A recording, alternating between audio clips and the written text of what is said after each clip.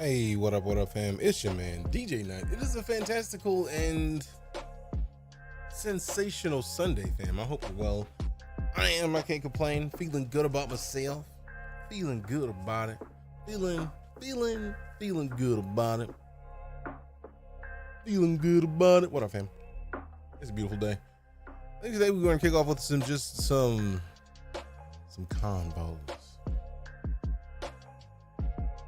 A couple combos. Just because, I mean, why not? Why not talk? Why not chill out a little bit? Get to know the fam some in a better way than we have before. So, you know. So, that's what's on the docket for the day. Chilling, chatting. I forgot my coffee. Forgot my coffee. Rude. Disrespectful. It's so disrespectful. I need the coffee. Like, not even joking. I need the coffee for real. Let me close this and restart it because I think it's disliking me right now. How dare.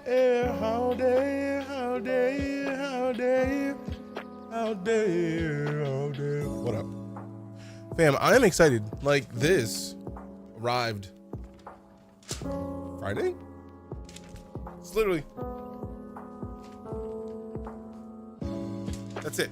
So, there's a couple things I want to do. I was thinking I might use today to like prep and possibly set up the 3D printer a little bit. Derek, what up? Congrats on the big news, fam. The big move? Derek B. Fields out here doing big things. Yeah. Big shit. Glad to hear it, fam. Always for the fam doing big shit. Excuse my American. Morning, Black Wolf, what up? Afternoon, yeah, still, but it's close enough. Morning for noon. Morning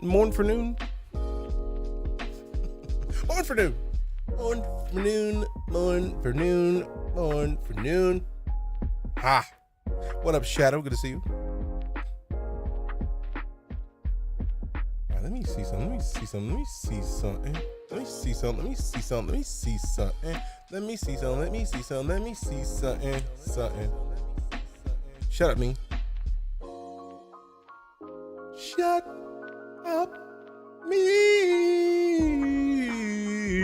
Shut up, me. Shut up, me. Hey, doing well, Shadow. How about yourself, fam? Got to tap you for some talks in the future of games. Seems like a natural fit for the space and spacey sci-fi content, fam. I have thoughts. So I'm with it. I feel like we're gonna see some changes in gaming. If I may, like, just segue that into a conversation. To the tweet from Baldur's Gate 3, holding 6 golden joystick awards for Baldur's Gate 3. I did not, but that makes perfect sense. That seems like a thing that with that dev team, should happen immediately. But I've said it for a while. I'm gonna like kind of continue to say it. We don't really have a lot of places to go graphically. We are at the point right now where graphics are Not as good as they're gonna get, man. Now, mind you, they can get better, obviously. But like for example, the Matrix demo that debuted when they showcased the Unreal Engine 5, right? Like that's fancy. But like, there's only there will never be another differential explosion in gameplay type as the conversion from 2D gameplay to 3D gameplay. There's never going to be another, not graphically. The biggest difference that we're going to see, I feel like, with that is going to be in how we play. And we already got an example of that. And I feel like people are sleeping on the fact that we got the example already and that it's already been proven. The thing that I'm expecting has already been proven to be a fact. My expectation is that the way we interact with games is going to be the next wave on how it's done. And you may think, oh, DJ just being silly. No, we've seen at least twice how gaming has been changed by things that are not graphics. Yeah, physics and wetness and like stuff like that is gonna be nice. Volume working for y'all? You don't hear the volume? All right, cool. You should know. Sorry about that. It normally unmutes everything before we go live, so I'm mad that it didn't. Sorry about that. Appreciate the heads up, Dragoons. But no, like when it comes to gameplay, we've had two major shifts in gaming really in the last like 15 years that people sleep on because the brain automatically goes to the traditional way of doing things. We saw the rise and fall of Guitar Hero. Guitar Hero and the Rock Band phenomenon was a major shift in how people looked at video games. Why? Because there was actually something to touch. There was something to hold on to. There was something that wasn't just, oh, this looks realistic. No, because it didn't. They didn't go for realism. They went for stylized, pretty gameplay with the way that you interacted it being the different thing. Anybody could have just pulled the controller and played Guitar Hero. That wouldn't have done the numbers that Guitar Hero did because there was a guitar. Playing with that guitar changed everything. So think about that. Like we had a game that came and changed everything. The only reason we don't have Guitar Hero still out here doing numbers is because they tried to milk it too fast. And part of that is the community of gamers being like, we need more right now. We're not going to get more. In this kind of situation,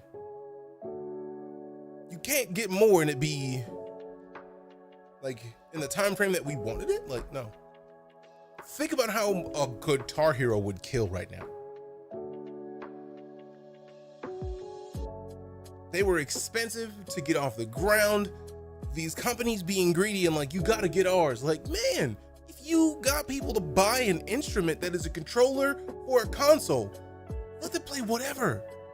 They were like, this is our idea, we're gonna capitalize on it. Fam, if they would have came out with Guitar Hero and Rock Band would have been able to use Guitar Hero controllers or the guitars, the drums, the mics, and it didn't have to be exclusively only this game, that would still be here. They could have focused on different genres immediately. We would have got like a beat pad game where it was like somebody being a producer, like making beats in the background. Like, somebody would have been able to do that. That would have been a part of the game. But it was like, instead of standardizing, like, this is how this works, they just made their own versions of the same concept. And then you had to have that version of the game to play with that controller. It's ridiculous. It is a crab in a barrel mentality. I'm gonna pull you down so I can pull me up. And we could have just let that ride. If those companies would have come together like, hey man, look, like earlier, should I say, I feel like because at some point, like you'd be able to use one with the other, but it wasn't initial. And also I might just be wrong. But Guitar Hero shows that how we interact with games is going to be the key. Next up, we haven't gotten to the point where the thing I'm going to bring up is as big as the next thing I want to talk about. But like, the thing I'm going to suggest ties into something that we all know is a thing, especially the things that I'm excited about. The Wii showed that you can change the game and do a great job of it. You don't need the best graphics. You don't need the most fantastic sounds. You just need something that you can interact with and move. So, in my opinion, I feel like the next wave, the next big growth that we're going to see is a mix of, say this on the shoulders of revisiting Tenchu Wrath of Heaven, a PS2 game on my Steam Deck, right? But like, the idea of having stuff like the Wii with a VR headset. So if you could combine a VR headset and a guitar from Guitar Hero, you could literally be at a concert playing the guitar in front of everybody. Instead of just like watching it on the TV screen, you could be immersed in a concert. There's places that have tried to do it, but like if you don't have the guitar linked to the headset or the computer that you're connected to, it's not gonna work. So like, yeah, that's what Nintendo does. But if we think about that, Nintendo does that. Nintendo has basically shown us, combined with the concept of Rock Band, that the next waves are going to be the not standard waves. Right? The Wii blew the up. Entirely up. Why they didn't put out a Wii 2 boggles the mind. Like, the Switch has some of the stuff that's in the Wii, but it's like the Wii, the Switch controllers are tiny. You give me something like the Wii with modern graphics. Come the fuck on, man. Like, it's gonna do numbers. It's gonna do numbers stupidly. It's gonna be the best set of numbers, and I'm doing well, Al. How about yourself? How you doing? It's gonna be great. Trust, believe, understand all of it. It's gonna be beautiful, and I'm excited about possibilities. I think, why are my integrations not linking up? Quit playing. Do that. There you go. Playing games with me. All right. Doing all right. Glad to hear it, fam. Trust the process. It's less trust the process and more. The process is going to happen. The question is, who's going to push it? Because if we had a Wii right now, concept like a Switch but with two screens that can be taken apart, that's just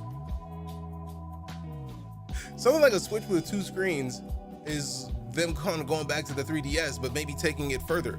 But like, fam, if we got an official like Wii, it would do numbers. It's always been iterating the experience driven around handheld and console. The convergence there is that the Switch is a great step forward. It would not shock me. They're already considering how they can bring the rest of their history into the next console at all. Because Nintendo makes money. They print it. So just like you made the point, handheld and console, handheld is crucial for what Nintendo's business is. The fact that the Switch is something that you can play mobile and plug in at home is perfect. Now all we need to do is combine the two and get like a Wiimote by default. And the key here is by default, because add-ons are the things that never do well. That is an example of how Rock Band was like out of its time in a way, because Rock Band and Guitar Hero, they were the accessories that had games connected to them that sold stupid numbers. That doesn't happen. It doesn't. So like, if Xbox had bundled in the Switch, if Xbox had bundled in the Kinect with every Xbox, we would still be getting Kinect games today. It's gonna be expensive to do that. So I feel like next Xbox, it would kill it if they did that. Paul, what up? Good to see you, fam. How you doing? How's your Sunday? But not fam. Gaming is going nowhere. But the question is, since we already know graphics are, we're not going to get the kind of jump in graphics that we got from 2D gameplay switching to 3D gameplay. Like Mario 64 is forever going to be exemplary for the way that it changed the way that we interacted with our games. We're not going to get that graphical leap again. Graphics are almost realistic as it is. There's plenty of games that you play right now. It's like, nope, like the upcoming, I don't think it's VR, but the upcoming shooter that looks real, like body cam footage. That looks real. That is a game that I'm terrified to play because it looks real. Yep.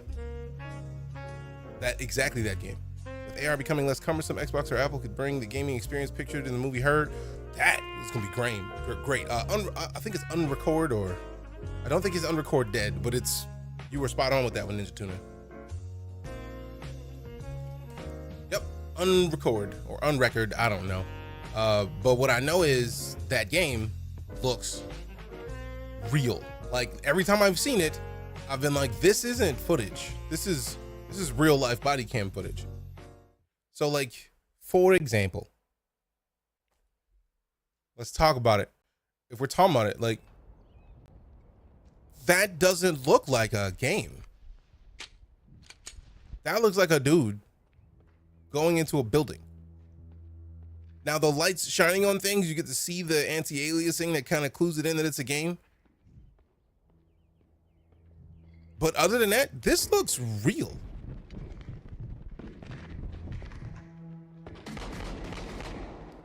Shots fired! Shots fired! So what I know for sure is I'm not playing that. I'm not. But it's...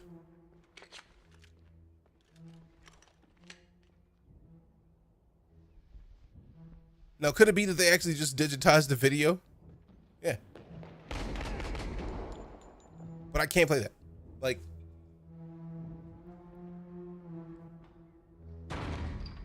I've seen far too many IRL unalivings on accident to play this that is that close to them. Game showed an Unreal Engine 5 breakdown. Oh, no, I'm saying, like, that's the point, though. It is that detailed that, like, you can see, you pause it, you can see anti-aliasing, right? Like, you can see, like, that is not a flat drum right there. That's not flat. Like, blocking the camera with it. But, like, you can see, like, some of these corners are just too perfect. But, like, no, don't care. Can't do it. Black Magic with the raid, appreciate you. So unless, like, they're gonna have to do something hefty with this for me to ever consider playing it. Like, I do like the fact that they, like, pixelate heads, but, like, spin bags of warehouse assets for free on Unreal. Smart. Scary realistic, exactly. This is the kind of game that, like, they were worried that, like, Manhunt was gonna be. Doesn't look so realistic that you can't tell. Artillery. It's still my opinion. My opinion. It's not going to change. It's not, again, I've played games long enough that I can see where, like I literally just pointed out, where I can see how it's pixelated and it's a video game, but also ask your grandma, ask your auntie, ask the people in your family who don't play video games if this is real or a game. Those are the people that we're talking about in this conversation. And the reason that I'm not playing it, I mentioned it, you may not have been here for it, is because as a black man in America, I've seen enough unalivings of black men in America that I don't want to see anybody unalived on what looks like body cam footage. Watching this video is about as close as I want to get to playing this game.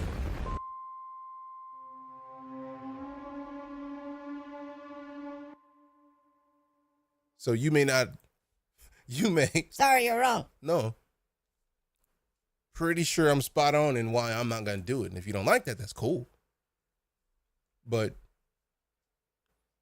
back to the conversation at hand. that game is an example of the thing I was talking about earlier. That games graphics are not going to get another leap like we got from going 2D to 3D. We're not going to get that leap again. We're not. We're just not going to get that leap. So where's gaming going to go? And again, I feel like we've already gotten that hint. The Wii doing stupid numbers, getting people who never would consider playing video games. How many people know somebody who just never cared about video games that was Wii bowling thoroughly, regularly, just Wii bowling nonstop? You go over to their house, what you doing? Oh, you want to bowl? Boom, y'all, you at the lanes with unrealistic Mii's bowling. It was everywhere.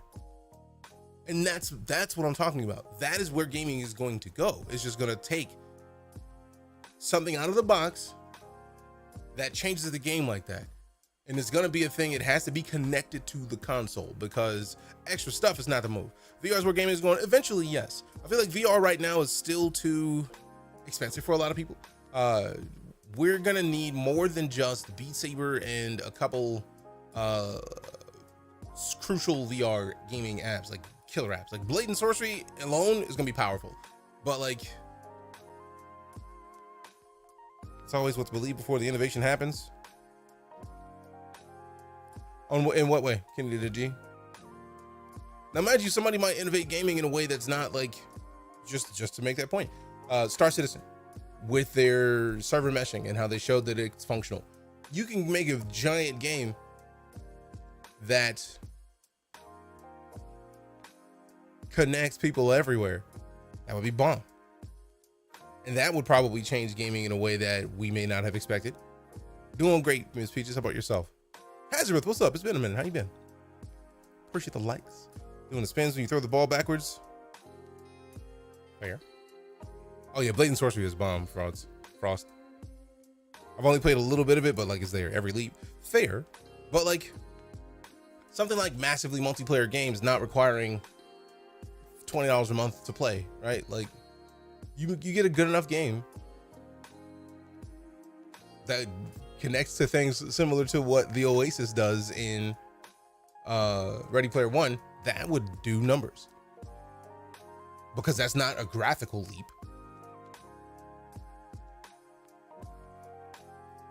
Because I feel like it's really difficult to look at graphics and think that we have guaranteed another way to go from here if we're going for realism. And just that point makes it a very fair point, right? Like if we're talking about realism in graphics, it's going to be really difficult to get further than where we are now as far as the next leap that takes us from like what 2D gaming was to what 3D gaming is. Visually, I don't know if we have too much further to go. Can I be wrong? I would love to be wrong, because that means that we're going to get some beautiful games. But I do feel like it's going to be the way that we interact with our games that is going to be the future. And this is the joy of this kind of conversation, because I could be wrong in all of this. Having played games for a long time, if we're looking for realism, I think we're already there. I feel like there will be implications to connecting everyone. So like some countries would more than likely just refuse to take part. The concept itself is very cool, but logistically, I have no idea how it would be done. And therein lies the thing, Lyle. The thing that I'm talking about that I would like to see happen multiplayer wise is a game that, to use Star Citizen as an example, if Star Citizen created a whole new skin for Star Citizen, let's say people want to do their Star Wars, you can do your Star Wars, but put a Star Wars skin on top of Star Citizen. So you buy Star Wars, because once the servers are big enough, could do it and just like match the amount of ships in Star Wars to Star Citizen, and then the whole game is a skin, and you have like all the players are already there on the servers. The servers are already full. The technology is still there to have long range battles. You could still have ballistics. You could still have lasers. So like, This is the way. you just started with a different download. This is the way. It is the way. And everything is connected to the same servers. So like, you already got planets that look like Naboo, Tatooine. Like, you already have that. Lovely to see you as well, Dietrich. Appreciate you stopping in. So like, it's kind of bomb. Like, the potential is there. Don't think everyone wants realism as an aspect of the so-called next-gen gaming, but it's a part of it, right? Yeah, that's the key, right? Like, developers are going to push realism, as we've seen with Unrecord. So, the Galactic Contention mod for Squad. I was unaware that there was such a mod for Squad, so let's look this up real quick. But how beast would it be to have a game that you literally, you download a version of it and it's a whole nother game, but everything, the base of the game is still one thing. You take away all the skins and you just get like character models and ships that fly, and you get tanks. Different tanks could be different things. Like, it's, but the question is, can you play with that mod while on a regular Squad server? Like, that is what I'm talking about.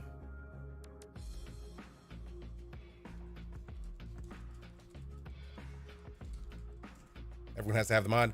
That is what I'm talking about. And that is where I feel like it would be next level. Because, okay, that is bomb. Holy snakes. 40 gigs big. It's a conversion. Oh, yeah. Now, that's not even a mod. That's just, they basically made a whole new game. Like, for real, for real. That's a whole new game. I may have to play that because that's cool shit. But like, the key to the concept that I'm talking about here is it all still has to connect. It all has to have the same underpinnings, but not everybody has to have the mod. And you can still play on the same servers as the people who don't have the mod. So therein lies the key. Once you've got a game perfectly balanced, you just reskin it. Sandbox server-side generation game. Kinda. The server is running where the people are. The server is running where the vehicles are, where the items are. It's just what the universe that you're in is what handles the skin. Because we already know that with the object container, not the object container streaming, with the way that they're setting up server meshing, the servers are going to connect to one server, and that server is going to have the location data of the items that are inside of every area in every server. They don't have any like visuals on that. That server is just data. So who's to say you can't just turn that server into something else entirely? You load up a different game that connects to the same servers.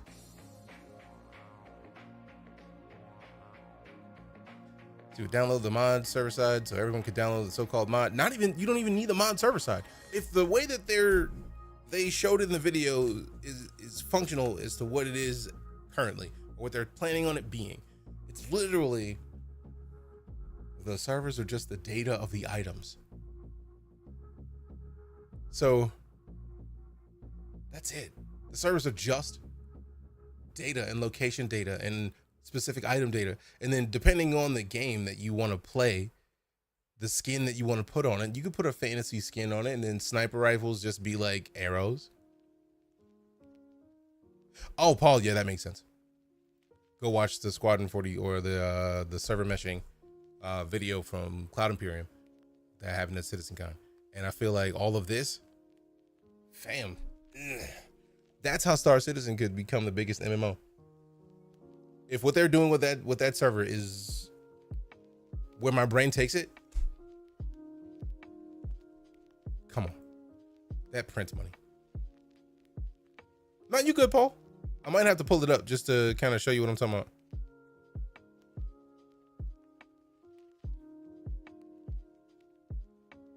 Boom, boom, boom, boom.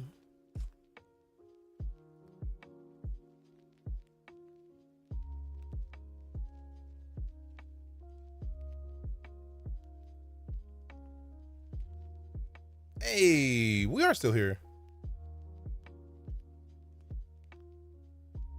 Sweet, sweet, sweet. I thought I was incorrect. That if you like Crunchyroll, there's a Crunchyroll mega fan thing that I am a part of, a support a streamer campaign, where if you buy 2 subs, on Twitch. Anywhere except for basically places that fighting is happening right now. If you get a new monthly sub or multi-month sub or gift any subs, you get Crunchyroll Mega Fan ad-free, full access to Crunchyroll's library of over 1,300 unique titles and 46,000 episodes. That's bomb. What up, Nightmare? Good to see you, fam. You have to jump to Twitch to get the full essence of this. I mean, we here. We out here, fam. We everywhere. We everywhere. We everywhere.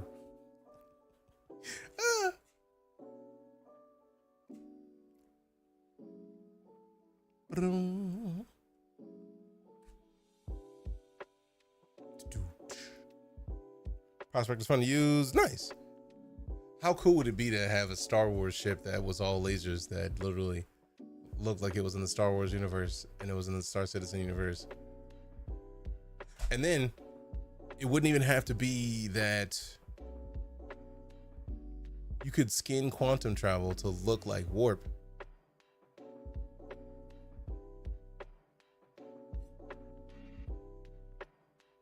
Yeah.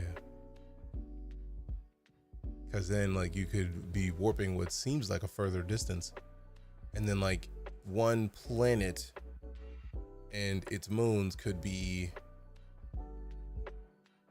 a part of a star system, and you just push the star off to the side of each individually, and that's just part of the skin because it doesn't affect anything else. I was rusty low flying last night. It was bomb. I was surprised to low fly for so long, so I'm pretty excited about that. So it'll just be a skin change, but all the items are the same. I definitely need to see this. Oh no, like here. Let me see if I can pull it up real quick, because they showcased the server stuffs, and if what I'm saying doesn't make any sense, that might be a part of it. So let's pause the music, and then we're gonna switch to, we're gonna like kind of fast forward because we watched this whole thing before. All right, yeah, actually, so let me see, 1:15 to, okay, so it's only like 20-ish minutes. So this is the thing I'm talking about. So here, hopefully it'll make more sense after this.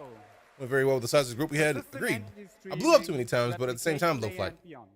And I haven't done it a lot, so expect it. I'm Director for Online Technology, and I'm going to show you a little bit insight in our technology for persistent entity streaming and the replication layer. No worries, Paul. I'm a fan of having a layout that serves the purpose. About that tech, and I thought so about appreciate that you enjoy it. Drawings on the slides, or maybe show video like we did 2 years ago. But really, the best way to show you how persistent entity streaming works is to give you a live demonstration, and that's what I'm going to do. All right.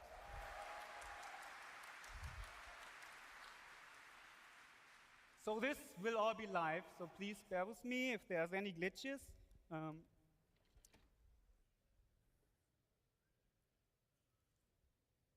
let's keep this rolling. I think I'm supposed to press the button. No, it's already switched. All right, so I'm gonna go get my coffee because I literally made coffee and just am not drinking it right now. So BRB with more coffee while we get kicked off with this server meshing to kind of further the conversation that we're talking about, like what I expect the future of gaming to be based on the information I have currently. Also, Derek, you still here? Because I didn't want to scare you away with just like rambling. My bad. Also, Oh People Slim with the follow. Appreciate you. That guy, that Tone guy, and Gabe Buskus. Thank you for the follows. And on the Nope. bottom side, you will see the server renderer. So for this demonstration, and I start a second client, I'm just stopping that. Sorry about that. This is live, all right. So again, on this side, you see the client. And he just logged out because I started a second client. So let's do this again. One more time. On this side, you see the server renderer, which is currently, it has nothing streamed in. I'm showing a small demonstration level. And on this side, you see the entity graph, which is our online database. That's powering what you see in persistent entity streaming, what you play since 3.18. And I also have some metrics on the screen, which shows the entity graph worker, the requests per minute, per second, the mutations, and you also will see entities created and destroyed once I do that. All right, so let's wait for my client to come up and join this level. So the first thing that will happen when I join this level, you will see on that server, everything streams in, and my client gets connected and also streams in everything on the client view. What would happen on the behind the scenes is that my player just got unstowed into that shard, and we at real time created everything for this player. So you will see his body is attached to the player. You will see his mobi-glass, his head with all his customizations, his undersuit, and then all his customizations as well on the undersuit. What you also see is that this player just got unstowed and attached Watching it to even there for a minute. Oh, you good, static fam? I was zone just like, object oh no, I container. hope I didn't scare the And homie this away. is how our zone system works. Basically, on the server, you will see 3 different zones, purple, green, and red. And each zone comes with its own Load the Twitch for a full display. Hey, coordinate nothing wrong with that. system and its own physical grid. And this is how we actually, Appreciate on you. live, Showing up do and out. zone Showing up and transitions out. between your ship, empty space, space station, or a planet. And you will see, as I walk. Also, fam, as a heads up, since Twitch has changed some of their joy in, connectivity with the fam, wherever you want to watch, that's not kick. We had, walk between Right now. those zones, so wherever you feel most I comfortable. will at I real-time got you. update in that I entity got you. graph. And this all happens seamless. So for a client, this is completely transparent. You don't notice that. But this is actually what's happening when you step in or out into a ship. And this is very unique to our engine. No other engine has this zone system. And that allows us to do all the amazing stuff you saw in the videos before, transitioning in and out of planets and go from the smallest scope to the largest scope. So everything we do in a shard, so this is like a mini level, like the mini PU level, is also persisted in this database. When we create new entities in our engine, in Star Engine, those entities get pushed into our entity graph, into our online database at real time, and then from there replicated to our clients. So if I go ahead. That is exactly the thing I'm talking about. The fact that everything is just pushed to a server, database, in real time, and then sent elsewhere after that. That's the thing I'm talking about. And spawn a couple of plushies here. You will see they spawn, they get created immediately on my entity graph and replicated on the server and on the client.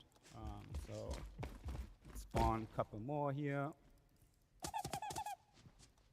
And you see this, the pengus I spawn in the other zone get attached to the other zone. And then if I go and transition one of those, they will also transition between the different zones. And the same works for ships or more complex entities. If I spawn this buggy here, you will see this one gets created with all its attachments and everything else attached to it. And this is just my small demo level here. On live, we have up to 600,000 dynamic entities that get created for one single shard. And this is just the initial state. After 2 weeks, 3 weeks of gameplay, when you guys go in and destroy stuff, spawn stuff, play around, it goes in the millions of entities. So this in itself is pretty amazing tech. The next time I want to talk about is our streaming system. Most engines do stream on texture or geometry. We actually stream entities, and we do stream persistent entities. So when I turn on the streaming system here and I walk into this, if I walk over to the red area, you will see that the purple area will stream out together with all the entities on that server. Look at that. So it does not only stream out on my client, it actually streams out on that server. And when I come back in the green zone, that purple zone streams back in with all the entities in there with their full persistent state.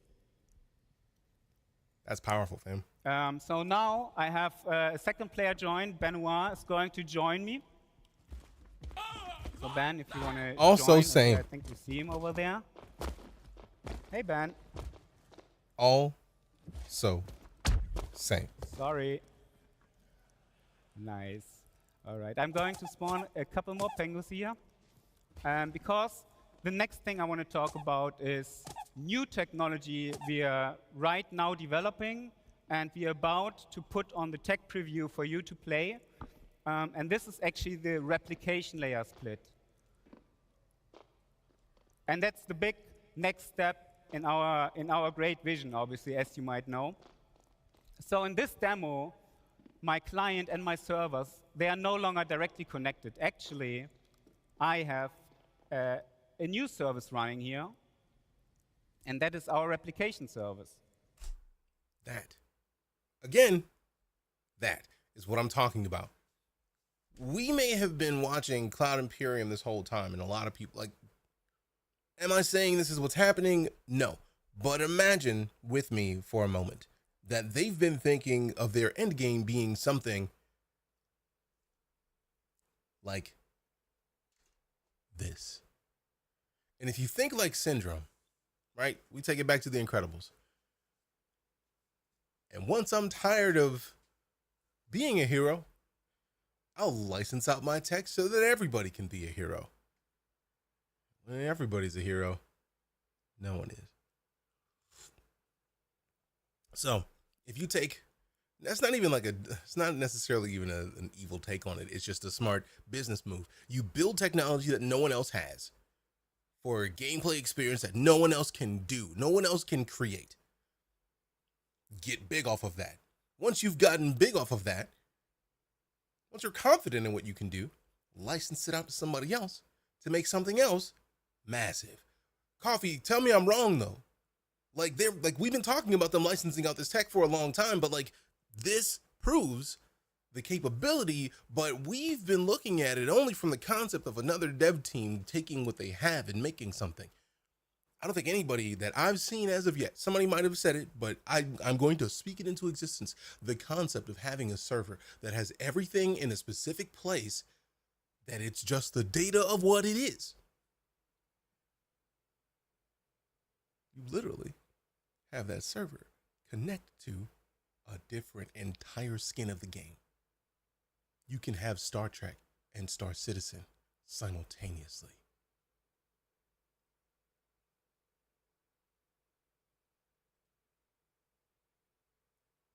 What could be a Pico in Star Citizen would show up as a Tribble in Star Trek.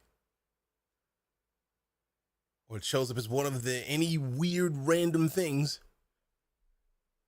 in Star Wars. Mech Warrior is going to be a little different because there's no mechs in Star Citizen, so it would have to be something like tanks. They have no plans to sell the engine, even though he sure looked like a commercial. No. It's not about selling the engine. They can license the engine without selling it. They licensed the version of the CryEngine that they used to make the Star engine anyways. So as long as they continue to own their patents, if no plans to license it, if they don't plan to license it, and Disney wants a Star Wars game and they're willing to dump money at them, it's not licensing the tech if they make a Star Wars game.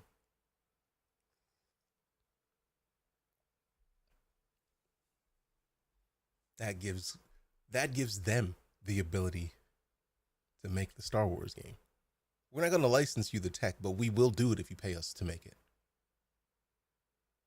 Give us our own timetable of getting it done. And it's going to be shorter than Star Citizen because most of the time that we've been waiting for Star Citizen and Squadron 42 is because they've been making 2 games. and they want them to play exactly the same. So once Squadron 42 is out and Star Citizen gets more love, it would make a little bit more sense for them to make one more studio worldwide. They already have 5. What's one more studio to start work on a game that is not Star Citizen or Squadron 42?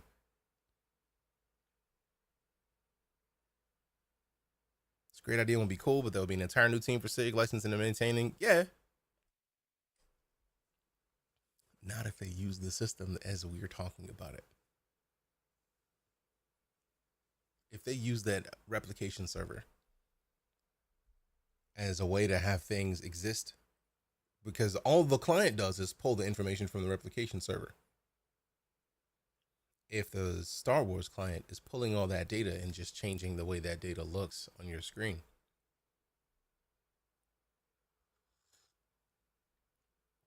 so we're talking about warping between multiple games at the same time? No, we're talking about the client being a different game, but the replication server connecting to all of them. So Coffee could be playing Star Citizen. Paul could be playing Star Wars. Seeing the same layout of things, but with a different skin based on what world you're in. This is, fam, I feel like this is just the natural growth of what this tech could do. It makes perfect sense. And then since it's kind of realistic, you don't even have to just stick with it being these. What if it's like a Predator skin? And then you just put like all armor groups in one game. You just combine them for different games. So like a realm selection, kind of, but like when you buy the game, you're buying a specific game that you're buying. But let's say the reason I'm even talking about all this is because since we see the replication server existing and having 3 different servers that show the location of different things, so a bunch of Picos and a Great Cat Buggy. Portioning off part of a server would be great for RP folks to their own area. I'm not even talking about portioning off a server. I'm talking about all servers having this, like, if we were watching Star Wars, for example, if this was a Star Wars client that the player has downloaded, it connects to this replication server, which is also supplying Star Citizen at the same time. So somebody playing Star Citizen sees an enemy or a player in Star Citizen. Someone in Star Wars sees an enemy or player in Star Wars. In Star Citizen, these are Picos. In Star Wars, these are little weird plushy bushes. In Star Trek, these are tribbles. Droids, I feel like I want to keep it the same size, right? Because I feel like in their data, they're guaranteed to keep a similar like bounding box for what this is. So you got to have something in that universe that fits what the bounding box of the thing is. You wouldn't. That's part of the reason why I was not like Mech Warrior wouldn't necessarily work, because there's no mechs in Star Citizen. There's ships, yeah, but there's no actual walking mechs. So that one will be a little bit more different. But that's where my brain goes when we're talking about. That's a way to change gaming without changing everything, without worrying about the graphics, because as long as there's weaponry in that universe, and as long as there's little items like this that could fit in that universe, that is powerful. The Eternal Works unify all those slices of reality and make them exist in parallel. That's the point, bro, guy. If we're looking at the replication server as they have it existing already. So my client is connected to this replication service, and my server is connected to this replication service. And the replication service, the sole purpose is to get all the entities which are in the entity graph and stream them to clients and servers which are connected to.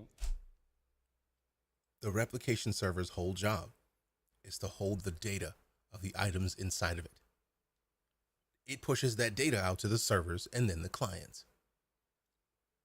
What I'm talking about is exactly, Paul, parallel universes of whatever IP they decided to skin it. If it's a game that doesn't have space travel, maybe one of these planets is just like the Wild West. They're pulling that planetary data from the replication server. Star Citizen players come in flying on ships. Maybe if it's the Wild West, those are like, it's like a like Cowboys versus Aliens situation. Like aliens show up and Star Citizen players hop out, but they're also you don't know if those are aliens or players because the aliens can take people's shapes. Same replication data, same gunplay, same, like, don't even have to be the same weapons. But if it's a laser weapon and it's Cowboys versus Aliens, the Cowboys can have alien weapons that just so happen to be lasers. Or they have ballistic weapons that just so happen to do ballistic damage to somebody who's playing in Star Citizen. So people playing both of the games are playing the game they're playing, connected to the same replication server. And the thing that excites me about this possibility is because, yes, it would be great if we looked at it like Westworld, because each planet could be in its own Westworld planet, but in Star Citizen, it's just different themes. But like, that would immediately make, if they released a Cowboys versus Aliens kind of thing, that immediately makes every game that releases, that touches these replication servers, every game already has a built-in massive amount of people.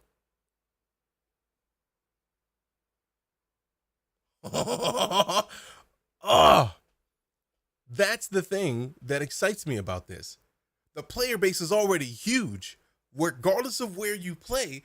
If they just skin Star Wars into this or Star Trek into this, Star Citizen is the base, but the replication server for Star Citizen is where it gets all the data from.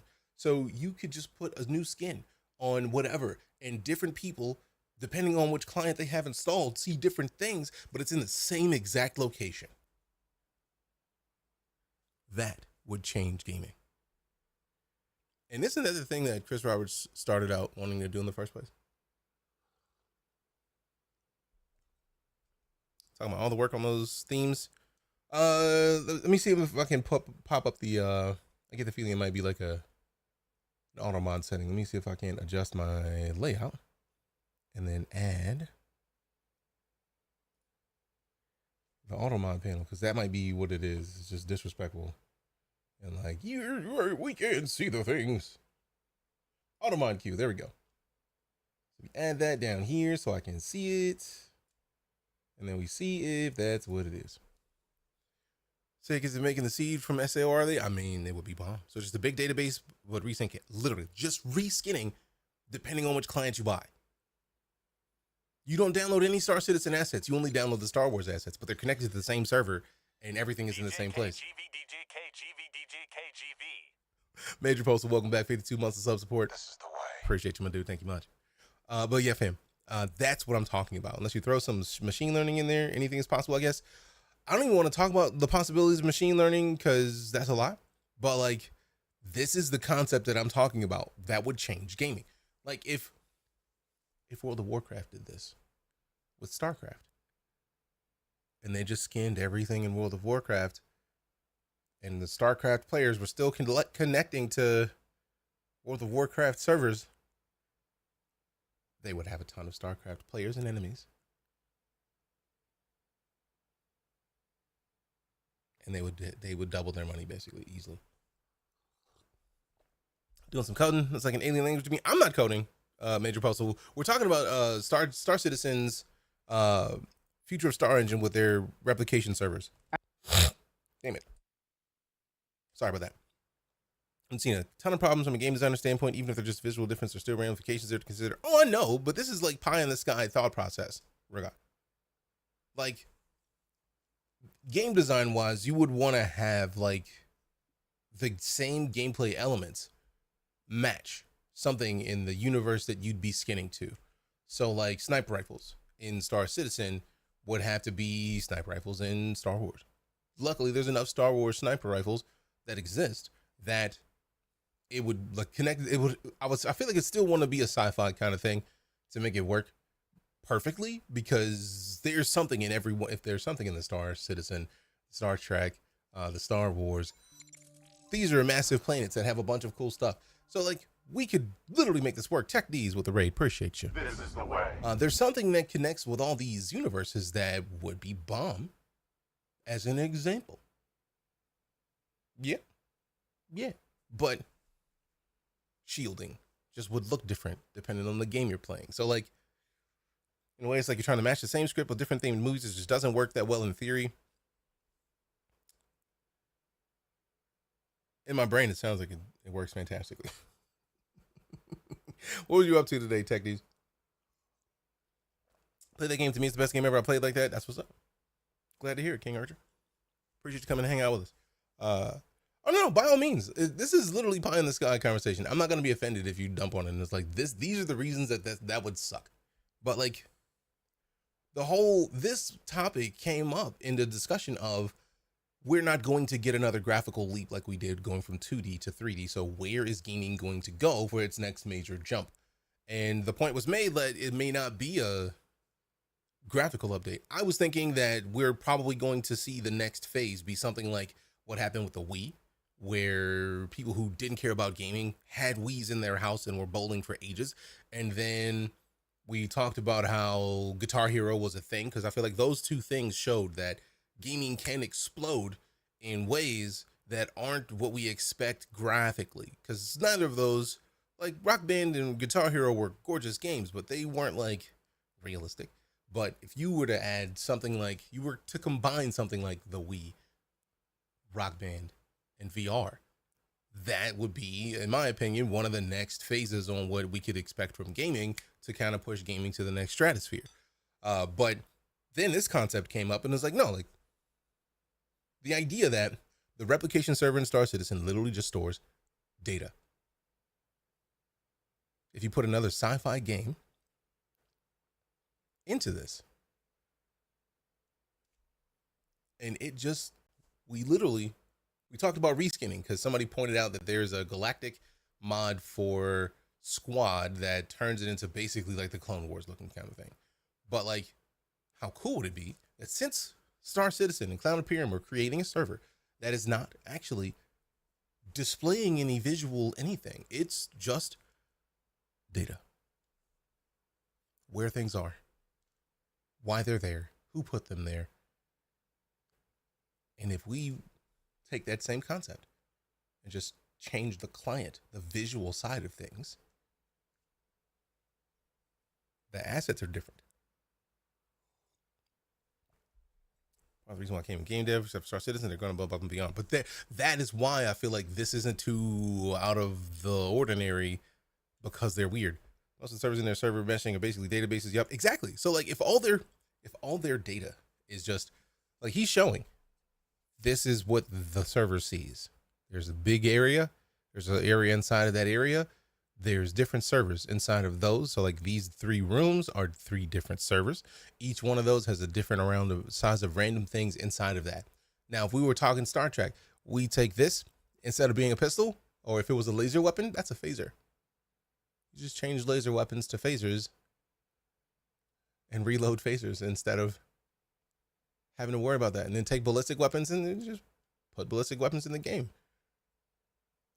Different suits in Star Trek are different pieces of armor for Star Citizen. So Star Citizen player would see somebody in Star Citizen garb. Somebody in the Star Trek universe would see somebody with different Star Trek gear on. In Star Citizen, these are Picos. In Star Trek, these are Tribbles.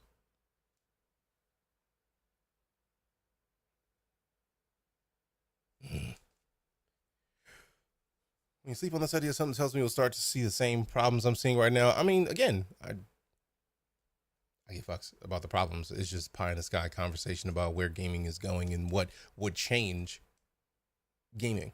Somebody coming up with a concept that literally is just a visual skin mod for Star Citizen to something else, and the game mechanics aligned to fit the universes. That I feel like is the biggest hurdle, is figuring out the game mechanics that would apply to each universe to make the visual differences fit and still work. And that's the biggest thing. In my opinion, that would be the biggest issue with all of this. But how cool would it be to start a Star Wars like client that already has a player base because Star Citizen is there? Because in my mind, it's literally just, now obviously going from your mind to actually doing a thing is 2 completely different things. But in my mind, it's just pulling the data from what the Star Citizen server has already showed that it can do, in just replacing the Pico skin with the triple skin.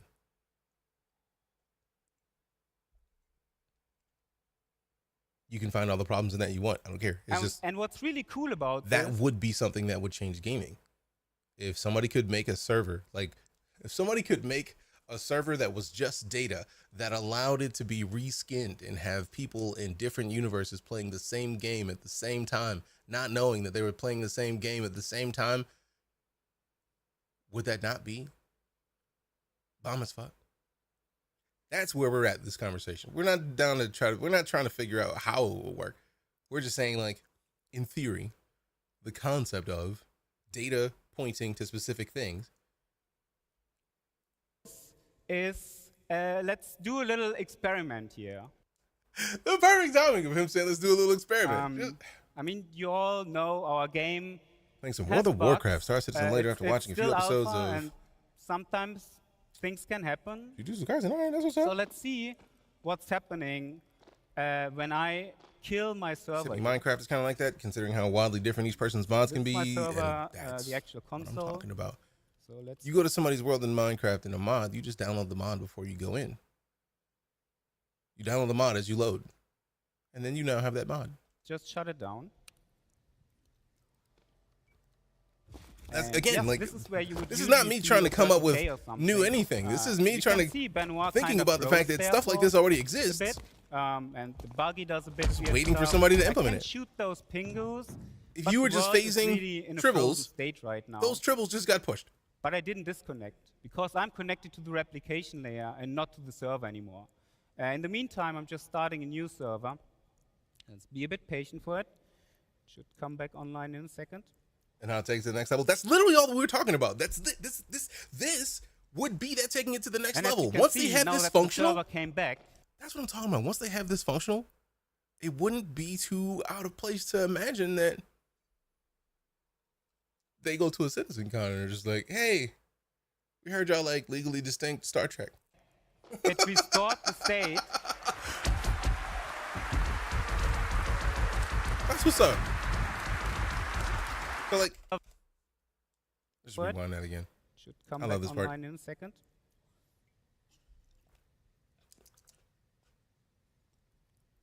And as you can see, now that the server came back, it restored the state.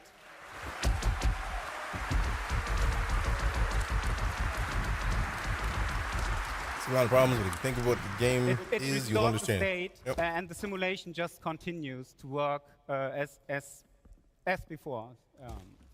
So this will be, again, this is very early tech, but this is you wouldn't even have to change the sounds of a Pico to turn it into a triple.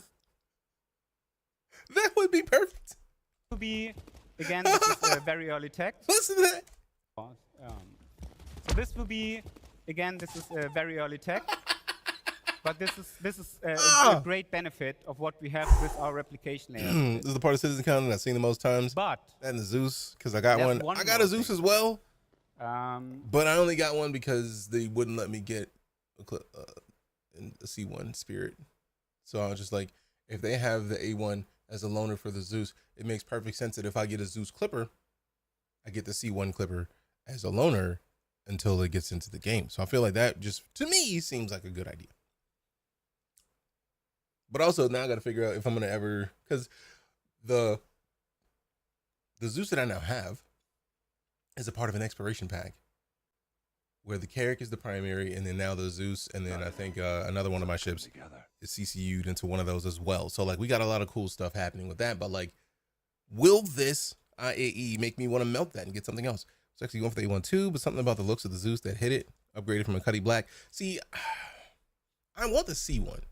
Like the bombing felt great when we did it, but it wasn't a thing that I was like dead set on. Right? Like, I don't necessarily have to have the bomber.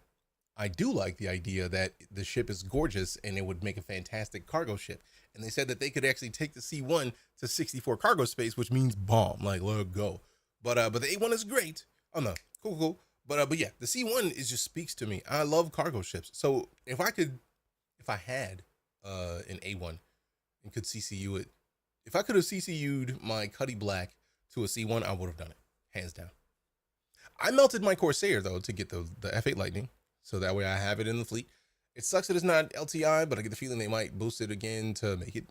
We can get it LTI because I don't have the cash to just straight buy an LTI anything. So no, your boy broke, which just makes it so much cooler that we got all this stuff from Navy Federal. Thank you again to Navy Federal. I am late on air. Gotta go. Hey, go get some rest, Paul. Thanks for coming to hang out, fam. Appreciate you for sticking around with us for a little bit. But and let's finish try this thing and then again. I just get back killed to my the server, and chat. I'm trying to do that again. But this time, we're doing something different. So let's first go in now this here. part is the illest part of this whole thing. This is my development tool. I can talk about it in a second. So let's stop that server again.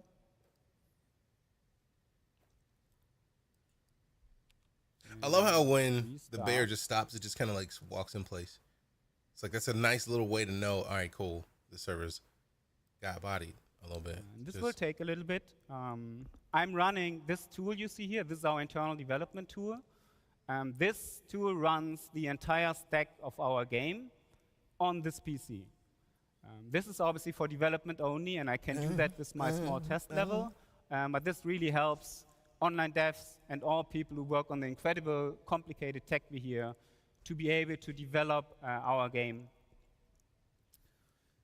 And because I run everything on this PC, it's a bit slow. So let's wait and see what's happening here.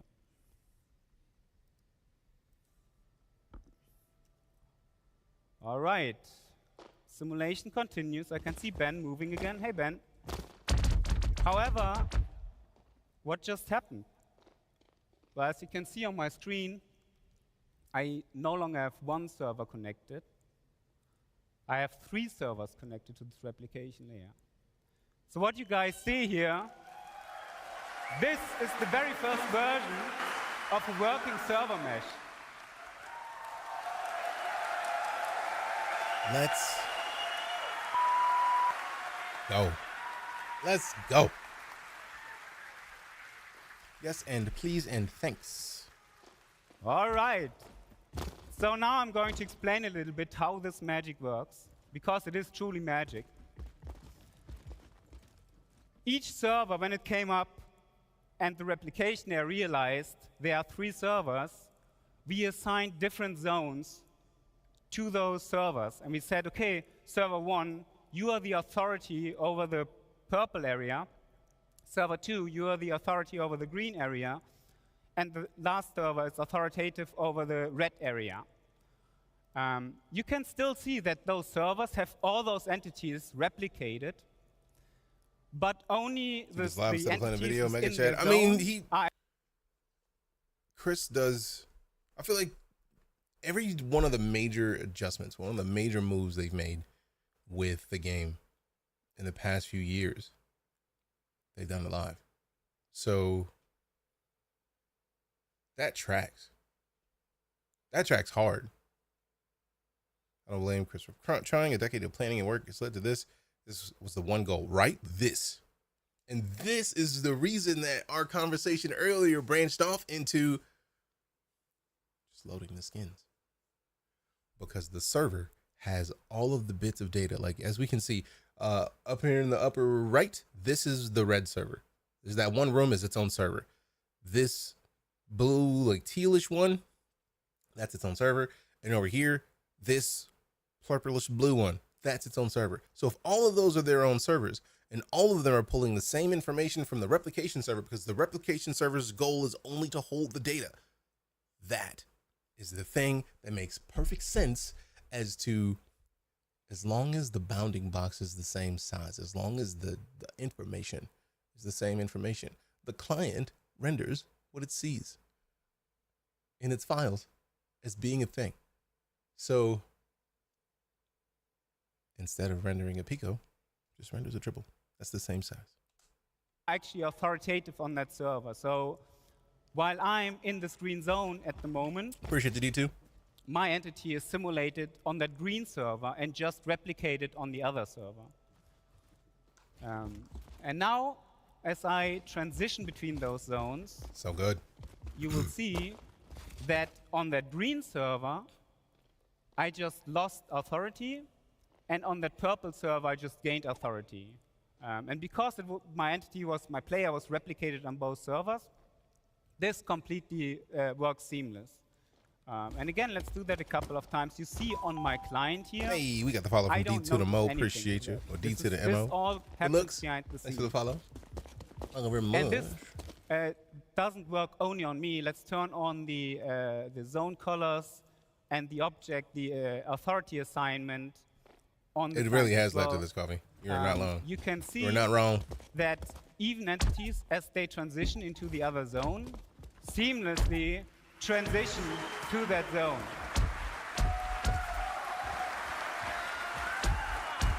And not only that, I can also interact with entities that are on the other side. So if I go on the green zone, for example, and I shoot this, I can still shoot that purple entity. And I can also just go ahead and destroy that buggy which sits on that other zone. There you go. Always fun to blow stuff up, right? All right. So there's more to this. Go. The first thing I will do, let's spawn a fresh buggy. I just destroyed my old one.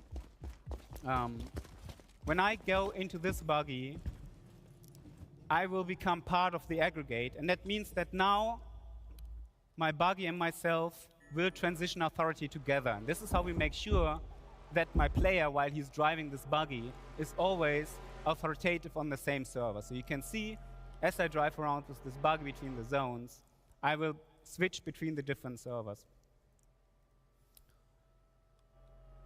All right. But there's more to this. So remember when I turned on the streaming earlier? The same it still is streaming huge. mechanics Fam, the idea work that here it's as well. functional. Like, obviously, The thing this that we've been example waiting right for now, you can see all years. those servers, they have all those entities Years. replicated. And it's a Let's little bit go. wasteful because you have 3 servers, all need to replicate all those entities. And that's where streaming come into play. I can turn on streaming here, and you will see that suddenly my purple server no longer has the red area streamed in, and the red server no longer has the purple area streamed in. So let's see what's happened when I drive my buggy backwards into that red, into the red zone. What happens on that purple server? And I just disappear. So right now, on this server, there's only Benoit replicated. And Benoit, if you come to me over in the red area, you will see that now on this server, there's no client at all. And in theory, we could now completely stream out the entire area on that server, or stream in a new area. Yeah. And you will also see, as I drive back into the green area, I will magically reappear on that purple server. And this obviously works on the other side as well. Let's get a couple more player join. I have a couple more QA in the back, so you can just see the whole thing running in live with a bit more things going on. I love that they do all this live. Let me get out of this buggy. And you will see on each server renderer which clients are currently replicated on those servers and which clients are actually authoritative on those servers. And you can see this, the green server, because it's the middle one, has most entities replicated. And then you can see this purple one at the moment only has one client replicated. Yeah.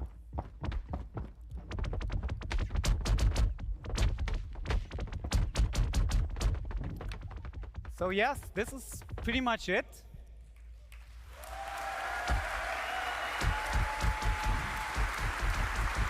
I hope you guys enjoyed this.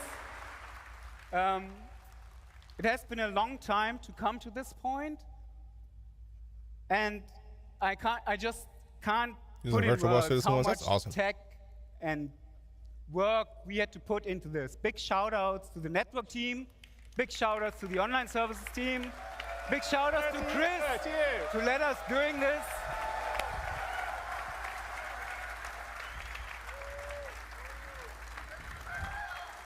it's been a really long journey to get to this point. And I've got to say, the team has done an amazing job. They've been working diligently for the last 4, 5 years. We've had a couple of false starts. We finally have an incredible, I mean, the way the replication layer works and how we can spin up servers and down and keep the state constant, even if a server goes down, is, I think, a genius design. Go. The first time I saw this, about 3 weeks ago, working fully, I cried. It's like giving birth. We did it! And we wouldn't have been able to do this and work on this kind of tech without all your support. That's right. 100%. Now, you guys and your trust. allowing us to take the time to do it right, to really build it. So thank you. Thank you, guys. So much for everyone, and thank you everyone at CIG that's really worked hard to deliver all this amazing stuff that will be either in your hands now or in your hands very soon. And this is just the beginning of CitizenCon. We got a lot more stuff to show you. Yeah. That's what we need for this Right. MMO, guys. Thank you. That's what we need. Great demo, by the way. So yeah, that's kind of fantastic. IMO, like, come on, that is great. That is the future of gaming, and the minute they can figure out how to make multiple universes pull off that replication layer at the same time, it's gonna take Star Citizen to a whole nother level. Because then, how many more players do we get? If you literally, now mind you, again, this is pie in the sky, but like the idea of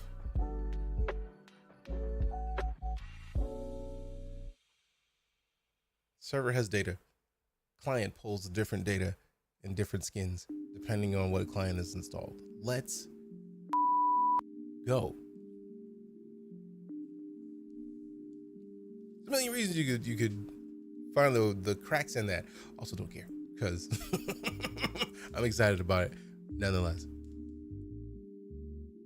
I'm with it.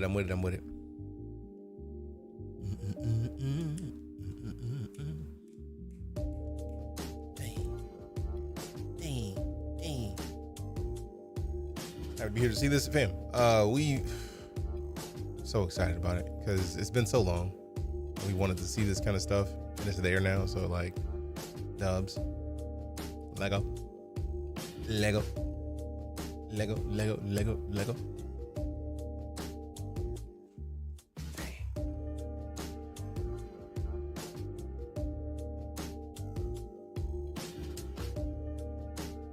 All right, so let's pull up the document that I haven't pulled up in ages, and then look and see what we had been looking forward to as far as like conversations are concerned.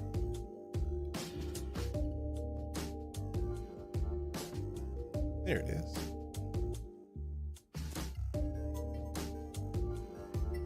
Okay, so let me close some of these tabs that are useless. Too many tabs. Too many tabs. Too many tabs. Too many tabs. Too many tabs. Too many tabs. Way too many tabs. Let's see. Do we want to hop into a demo? I feel like that's anything is possible.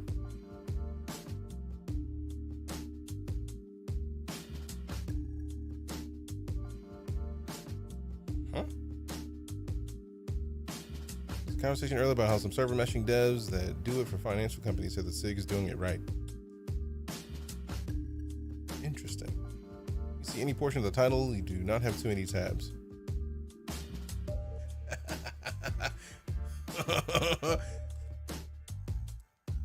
I still have too many tabs. Even though you're right, I still feel I have too many tabs. So let me clean up some of these tabs. Out of principle. They couldn't because they don't have time, money. So people like.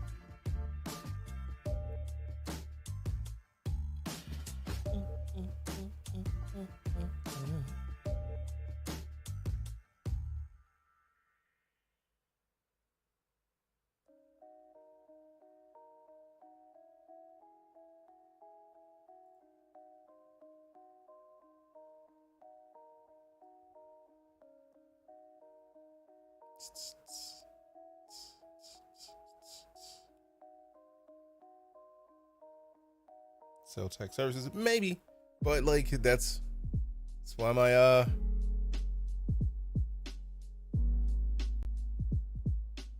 what I'm looking for. That's why my reference to Syndrome was apt earlier, at least in my opinion, because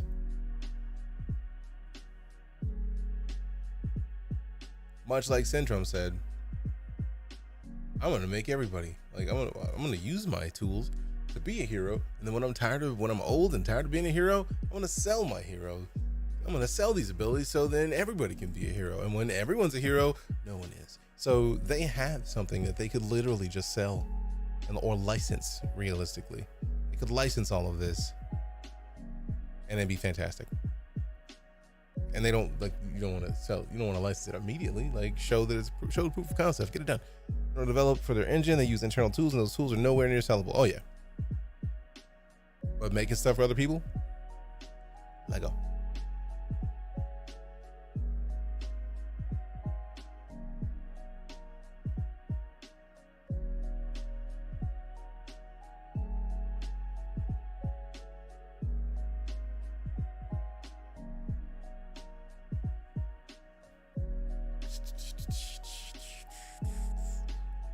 Now again, even if they didn't make them for someone else, there's nothing stopping them from signing on a project of like, all right, cool, we'll make another studio and then make that game in our engine.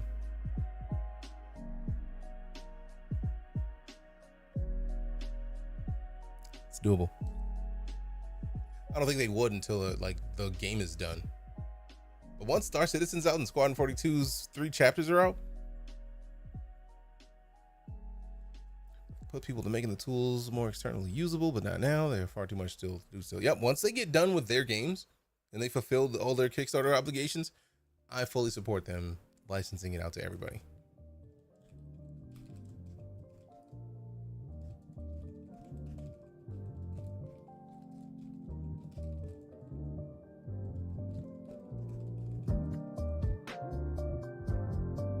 Let's go.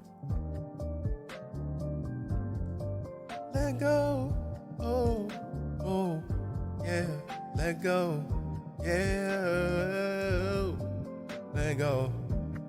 Can we listen in and do what we gotta do? We out here handling business, do what you want to, is gotta get it in. So we just gonna call up all our friends and do what we gon' do. We get in, we gon' win, we getting it in.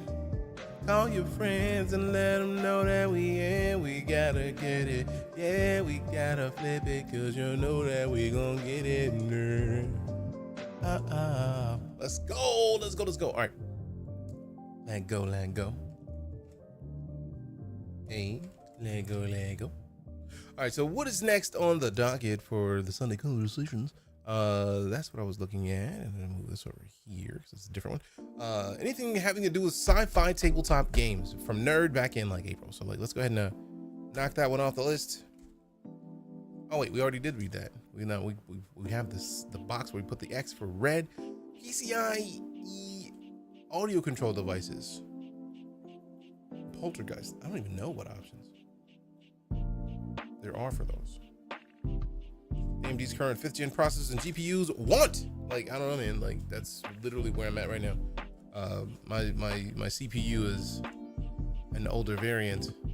I want the newer joint, but takes time. I want to talk more about science, the direction science fiction takes, the precedent that games like Star Citizen and No Man's Sky have started, and what we as players, holy crap, that is a lot, and what we as players actually want in a space game. What these games do well versus what they do poorly and what can be improved upon, so we have more cohesive vision of what the future of space and science fiction gaming should look like. Goodness gracious, that is a fantastic topic, Raven. I know Raven's not here, but goodness gracious. And it's weird because I feel like that's such an open-ended question. We would have to go game by game to figure out what they don't necessarily do as perfectly as we would like. So I feel like Star Citizen is still in development, so it's really difficult to say what it's not doing right because it's not done. So once it's complete, I feel like that's the situation in which we can start getting into what it's not doing right. But in its current state, if we were to have that conversation, I feel like the biggest thing that they could do is update the servers, and we already know that they're working on that. So that's an important thing. But that's literally the next step. It's like, y'all got to step the game up. Like, I knew it was one of the pillars. Yeah, those dudes are the reason. Those dudes are the reason this game is what it is. Sheesh. But yeah, like, there's so much that I feel like it's really difficult to talk about Star Citizen because it's not done. Like, we know we need the game mechanics. That's so important to all of it. The game mechanics are a must. That's step one.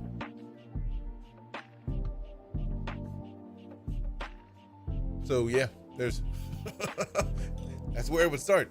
We need the game mechanics. Aside from that,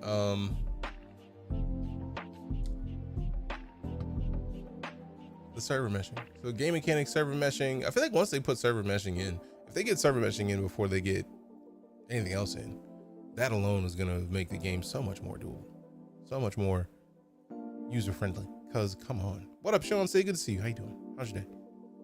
So it gets real tough to figure that part out. Miss Vicious, what up? Appreciate you stopping in. Damn, you know what it is. You see a check them out. Miss Vicious is right there in the chat. Go do the thing. Matter of fact, here, let me make it easy. Let me make it easy for you to do. Go and follow Miss Vicious, fam. Ooh, go do it. Make it so that I spelled it right. I just had to make sure I spelled it right, because if it wasn't spelled right, I'm gonna be big man. Oh, there we go. Didn't want to just copy paste, but yo. I'm doing well. How about yourself? You know the rules, fam. You see a check them out. Miss Vicious is right there, right over there in chat. Go do it. Westfada? I don't know what that means. Let me Google it for that. Find out that's something that I don't want to be speaking. What?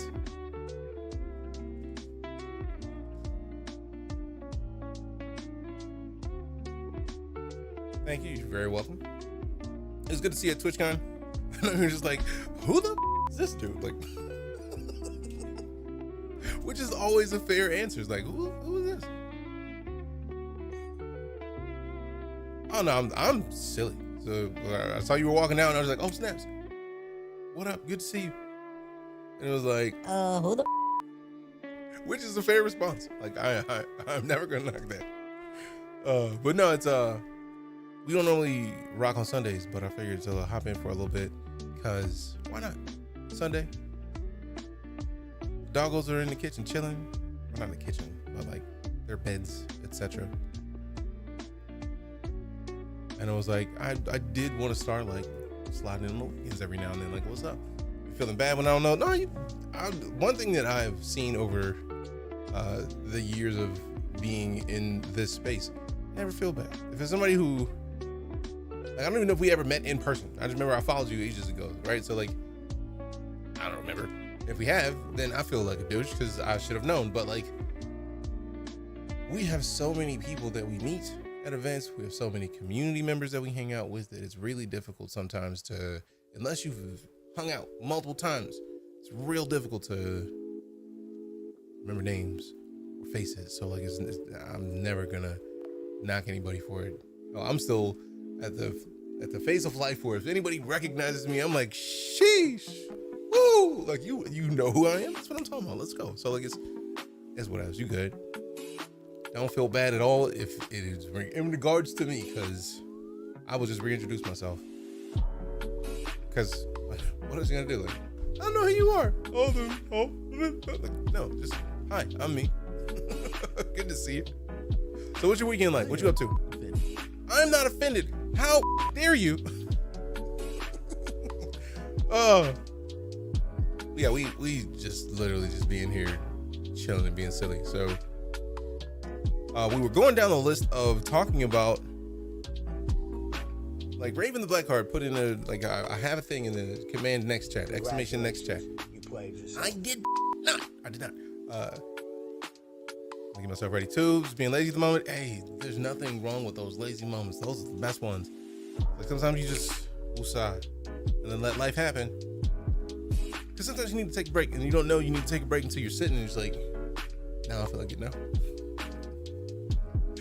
It could be 6 minutes, it could be 6 hours, but when you get up, you're gonna feel better. So take every chance you get. You can take those.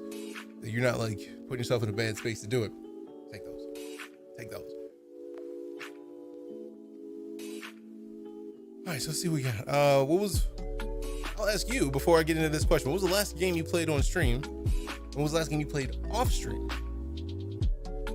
Two-pronged question. So let's see.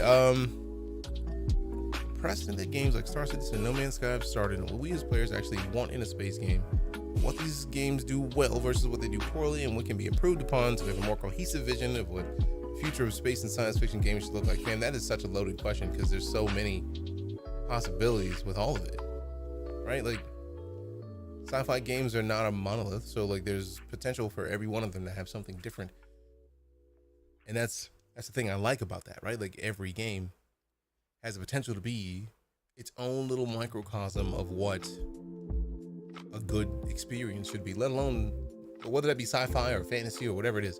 I like the idea of mixing sci-fi and fantasy. I want to see like some sci-fi in like a medieval setting, like, because like Ark is like sci-fi in a prehistoric setting, so you get like dinosaurs but also the sci-fi aspect of things. I want to see that in fantasy more. So like you just happen to be in Lord of the Rings and then somebody shows up with a taser, like how dare you bring a laser to this fight? This is a magical fight. Like, what up with you, Psycho? How you doing, fam? I feel like I want to mark that as unread because that's a question that we'll be talking about for ages. Starship ship crafting, what mods might be like in the future. Fam, people are going to make ships from everything. Like, just with the ships that are there. And then let's not get into once Bethesda starts to mod in new manufacturers, or like not mod, like patch. I guarantee in some kind of expansion, they're gonna add more ship stuff to that game. That almost makes you want to hop in because I haven't played that game in a while. Seems like a good idea. I still haven't popped City Skylines yet, which I may need to do that because Skylines 2 seems like my kind of jam. Then we got curious about how Unreal Engine 5 would look or be used and what kind of hardware it will need. Star Citizen ever reach beta? General world, life, universe stuff. I feel like that's also a pretty hefty question, Trontonian. Unreal Engine 5 is going to do things that people aren't expecting for games. Like, as we looked at a little bit earlier with Unrecorded. That game is literally like realistic. But also, I get the feeling that we haven't even seen like the smaller scale possibilities that can be done with that engine. Like, what I'm talking about is games that are made in Unity right now that could be made in Unreal Engine 5. I feel like they're out there. We just got to figure out where they are. Really, I feel like that we're probably going to start seeing those in about a year because of the issues with the brief Unity, like, let's go ahead and shoot ourselves in the foot. Like, that doesn't seem like a good idea, but okay. So since they were like, oh, we're gonna make developers charge per install, that's a horrible idea, and the idea that they tried it is magical to me. So whew, I don't even know what to say. It's just like, wow, seems like such a horrible idea. That, and then like the CEO dipped immediately. Like, it's a bad idea. It's a very bad idea. But we'll see. And then the hardware, I feel like we're in an age now where the hardware is almost inconsequential because you get phones that, damn, how long ago was Infinity Blade? They came and said, yo, yeah, he got let go immediately. Like, the backlash happened, and then everybody was like, Unity. And then we didn't hear from him anymore. He was gone immediately after that. Like, the second the backlash started, it was like, nah, son, you out. You could just go. We don't need you here. Okay, goodbye. Take care now. Bye-bye. Take care now. Bye-bye then. Shh.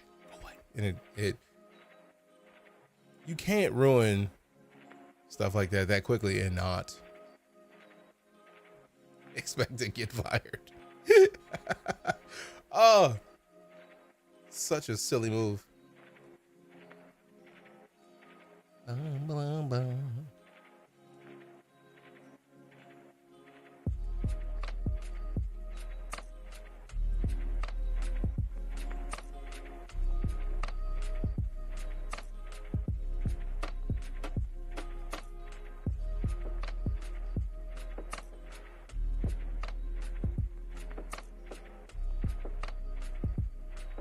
Hello, goodbye. It was hilarious. Like, man's earned that. Like, how dare you? Let's go ahead and can the company because of a horrible decision. Let's make everybody literally immediately look at whether or not Unreal Engine works for what they're trying to do. That'll take them years to recover. Oh yeah, literally. Because like now that they've made the announcement that, oh yeah, we're gonna switch away from the ease of use. Now we know that they could do it at a moment's notice. Like they could just decide to change it like that. No, that's not something you easily come back from at all. Like at all. Because here, let me use your product. Oh, you're gonna change it to where I gotta pay more just because people want to install? Like, so that means you can't make a free game anymore. You have to charge $1. Realistically, you're gonna charge $2 because the platforms are gonna take their cut. I think it was like 99 cents per install or something like that. So like, you make it to where somebody trying to sell a game, especially a free-to-play game, that means they have to push enough ads to earn $2 off that install before they have to pay for it. That's ridiculous.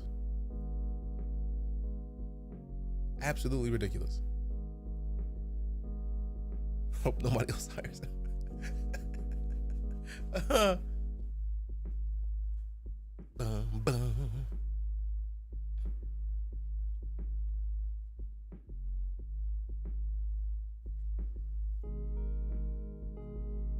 So yeah, he and if memory serves, he was also like a CEO of like a major gaming publisher, and his rep there was also bad.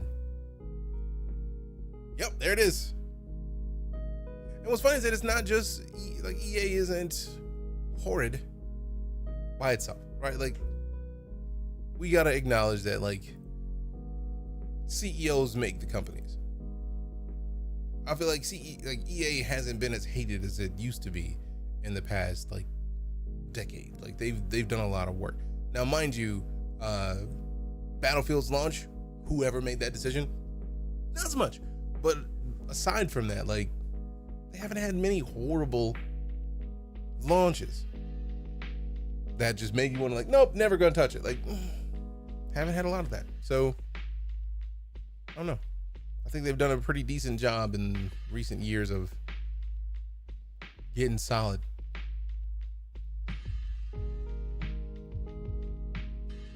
But yeah, like hardware wise, I don't think the Unreal Engine is going to have an issue because I feel like people are going to be able to play just about everything that it has on so many places because phones are so powerful now. Like tablets are so powerful now. You had that loot box fiasco. I mean, I feel like when was that? Because I know like Overwatch had a loot box fiasco to when loot boxes were just like removed. But I feel like that is why loot boxes were removed. It's like people are frustrated that the loot boxes are gone, but at the same time, it was essentially gambling, and they had to get rid of the gambling, man. Like anything that feels like gambling got to go, unless you're playing a gacha game. 5 years. I mean, their studios use Frostbite only for their games till the success of Jedi Fallen Order. Now they're letting people use Unreal again. I mean, it had to take some doing big work. Phones and tablets are still thermally limited, but can look pretty good. Oh no, I'm not saying that you can't. Like they're the only options, but like phones and tablets are super powerful now. Like again, Infinity. Let me see when Infinity Blade launched. If you don't remember Infinity Blade, that game was one of the most gorgeous mobile games in existence, and that was back in. Let me see what year it launched. 2010. 13 years ago is when Infinity Blade came out, and for mobile gaming, it was untouchable. Like, untouchable. Like, nobody was doing it. Like, nobody was doing it like they were. So, like, excitement.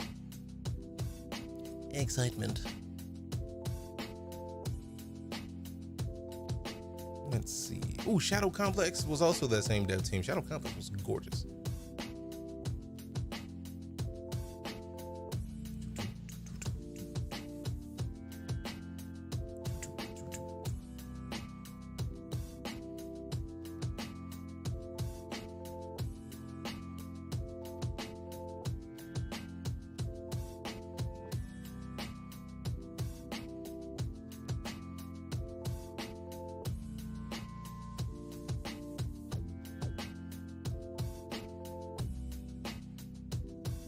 And they shut down Infinity Blade in 2018, which is still wild to me.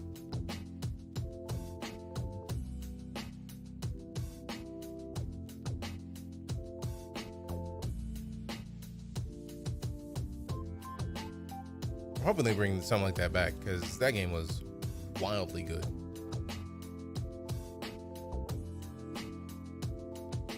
So, you know, a game like that, when the publisher must. So that contest, Advent Rising. You talking about Final Fantasy?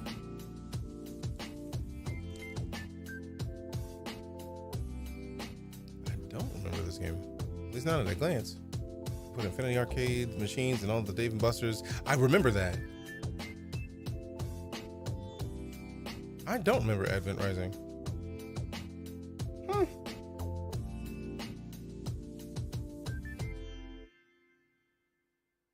Interesting. Started off on Xbox. Let me see gameplay. Maybe I do remember. They ran don't remember that at all. It's cool looking.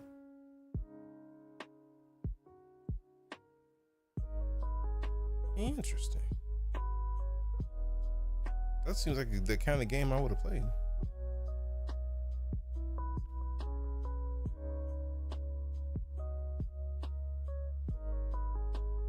I think I need to get another desk, because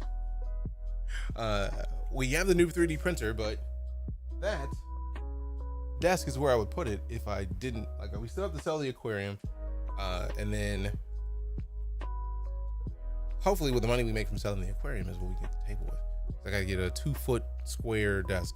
Advent Rising Xbox game, yes. Future setting game with aliens and prophecies and the like. Oh, I saw the quick bit of gameplay from it, but I just don't remember it, which is wild to me. Thinking about getting the Lenovo Go. Those things look great, fam. Like, between the Lenovo Legion Go, the ROG Asus Ally, or the Asus ROG Ally, and the Steam Deck OLED, it's a great time to be in mobile gaming, fam. Like, if you haven't seen them, let's load these up so you can see what we're talking about here, because the Legion Go is cool looking, and then the Steam Deck obviously is the Steam Deck, but there's also the ROG Asus Ally. Now, what's cool about all three of them is that they all have different resolutions. Like, you wouldn't think. Hey, what up, Ripper? Good to see you, fam. Hey, what's up, Patrick? How you doing? So you wouldn't necessarily think that these three consoles would be this different. Let's see, hold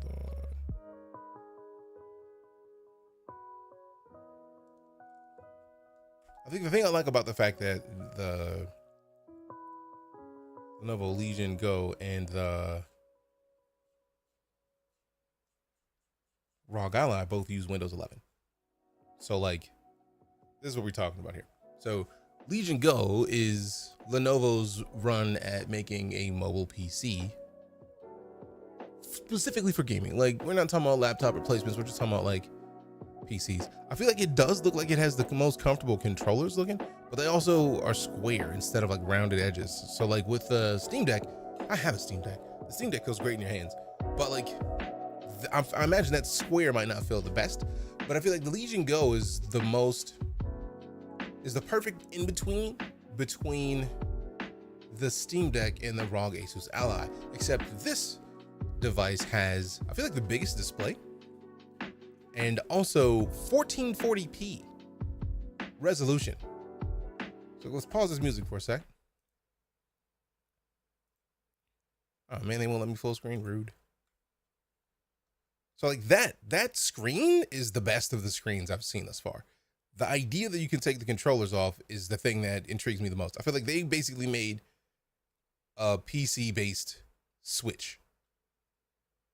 It's like a Windows 11 Switch, which is wild to me. But yep, Windows 11. Legion Space is their little software hub. Ryzen Z1 series processors were powering. I feel like all of these. The PureSight gaming display. The idea that it looks like the biggest display of all of them. The fact that it's 1440p is wild to me. Consider getting a tall modular shelving unit instead of a table. Might be able to stack 2 printers and other stuff then. The thing that I'm looking at is still having to have the 2 feet of space though. It's the right display for mobile devices at this point. It looks better in lower power. Fair. Hey, who man is this? It's a great question. I think it's right now like trying to figure out the desk that has the space for the printer to be in it, the space to open up the glass at the top if we need to go from the top, and then a place to put the AMS. So I do want to find something like a. Wait, Grim's here? When did Grim say something? I didn't even see that. What up, fam? Or was it he just played the Who Mans Is This? I don't know, man. Oh, yeah. Yep. Redeemed Who Mans. I see you. I see you. Just got here. Welcome, fam. We out here talking about games and whatnot. So, actually, let's put the music back on. Unless it's just replay this. No? Okay, it's on. It's just slow. But now, like, this thing looks great. Lucifer, don't worry about it. Appreciate you for showing up at all, man. And then, this thing is the thing that gets me. Like, they have a handheld mode. They got the FPS mode, which that's wild. There's a controller base with the left side acting as WASD keys and the right side is a vertical mouse. I didn't even see this. I was about to look at, there's another like feature of this that I was impressed by. Detachable mode, which is still wild that you can take the controls off of it. It's literally like a switch. Battle station mode. Connect to a monitor and accessories. Basically make it a tiny gaming PC, but like still gaming. Legion Go is more interesting than the Steam Deck, not gonna lie. I feel like both the Lenovo Go and the ROG Ally are more interesting than the Steam Deck because they both run Windows 11. Like, I have the Steam Decks. It runs on Linux. So like, I can't, to install Diablo takes all of the steps. Versus, if I had one of these, just install it. Just download the installer. Or run Steam, run Battle.net, install it. Like that does it. That's dubs. That's easy dubs for me. And I'm sad that I don't have one of these other options. And this alone, the FPS mode, I want to try this. Like, I'm hoping Best Buy has one of these to play with or something, because I want to see what this is about. The idea that there's a controller base that is a vertical mouse? What? Let's go. Give me that. And then 144 hertz. 14, that's not even, I feel like it's more than 1440p. What? What? That's stupid. So we got the don't know what that means. And then like favorite platforms. So basically you don't have to worry about your launchers. I feel like I've heard people not digging the software that they use to connect all these, but and that I feel like they got straight from the Steam Deck, but also I wonder if it's like because it looks very much like the Steam Deck's like settings for brightness and sound. But I don't know, man. Any of it's weird or different. And then Games Planet Source. I don't know what this is. That's like that's their custom like Lenovo store. And then so yeah, I feel like this one is the one that I want for the most, like for real. Do be vertical bounces for FPS out there right now. The only reason I don't play FPS on the Steam Deck is because controller. I am trash with controller anymore, fam. Like fully cheeks on controller. So I can't controller. I'm not gonna do it. So I kind of want to try this. Flip up the kickstand and then take the detach. That's bomb. There's something else that was interesting for me. Send stick drift back to the lobby with durable Hall effect joysticks. Enjoy maximum response with accuracy. Capture a moment and gain a competitive edge. Light them up.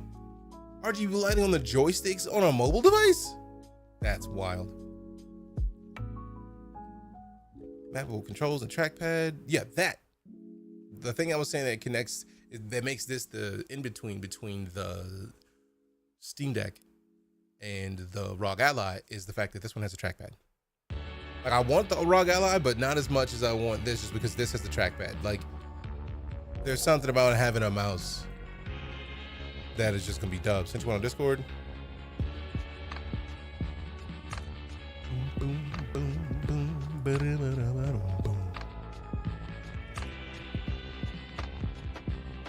Interesting. That is super interesting. Why is it? What are you doing? That actually is interesting. I would have never considered that.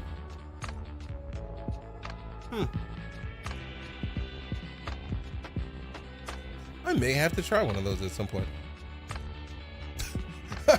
The very bottom of it is so wild to me. It does look like it might be better for your wrist. But controller base. The included controller base is your ticket to FPS domination. Attach it effortlessly with magnetic precision to elevate your control and wrist support during intense gaming sessions. I want to try this. I want this device just because of that. When I had wrist issues, could not get used to it. Oh, that sucks. Unleash unmatched comfort and precision. Hand sculpted controllers. Precision comfort. Science meets design. Say hello to comfortable gaming. 16 gigs RAM, 7500 hertz. PCIe Gen 4. Also, big ups to AMD for landing this. At this point, we just need Alienware to hop into the fray with their own device, and then everybody's gonna have their own AMD powered mobile device. This is the thing. Where did the Legion glasses come from? I feel like that's what I saw before when I was looking at it, was the Legion glasses, and I'm missing them this time. Where are they hiding at?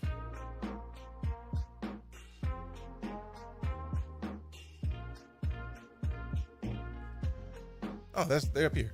Turn every location into your gaming arena with Legion Go's range of game-changing accessories. Our resilient carrying cases safeguard your device for any journey. That is a cool-ass carrying case, because that just looks like a bomb-ass backpack. Unleash the thrill of a handheld PC gaming anytime, anywhere in style. Step into the future with Legion glasses, versatile AR smart glasses with micro LED or micro OLED that transform the gaming landscape beyond physical limits. With Legion Go, gaming knows no bounds. Now, I want to see what's up with these glasses, though, like for real. The reason why I like the Legion Go is the fact that there's top and bottom USB-C for charging headphones, mic, etc. That is also bomb. Right before we get to specs. I'm very curious about the glasses. Like, I haven't played around with any AR anything. Kind of wish Valve would let us use the Steam Deck software on their own hardware. Would help make a ton of options for it. You know, they make it up on game sales. Oh yeah, I'm actually surprised that that's the case. But I feel like they wanted to not do Windows, and that's probably why we're getting a lot of the like they did not want to do Windows. Like Valve was like, no, never. I think the difference between these two is just the hard drive space. Yep, 1 terabyte versus 512. Bluetooth, okay. 3 months of Game Pass. Yeah, same processor. You do tech new stuff on stream, you should hit them up and be like, hey Lenovo, can I have a review product? I don't know if I can reach out and be like, hey, can I get one of the things? But I am talking to somebody about something. But this is the ROG Ally. The biggest difference to me between these two is that the ROG Ally actually has 2 different versions. They have one with the Z1 Extreme and one with the regular Z1. But if we go back over here, both of these use the Z1 Extreme. So like, I wonder if they're gonna get rid of the regular Z1 because I feel like there's a price difference between the two. Micro Center will install 2 terabyte M2s in a mobile device. Interesting.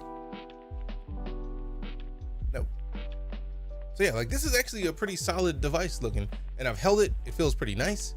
I think the biggest thing that I notice off rip though is that it doesn't have a trackpad. Like I wanna see what that trackpad's talking about, because like the Steam Deck has 2 trackpads. Like you get a left and right trackpad. When using the keyboard, it makes it so much easier because you literally just slide your thumb for your keyboard, and it just makes it so much easier than trying to like reach over and tap the screen. And it's faster than dealing with a bunch of these. So I'm still surprised that we don't have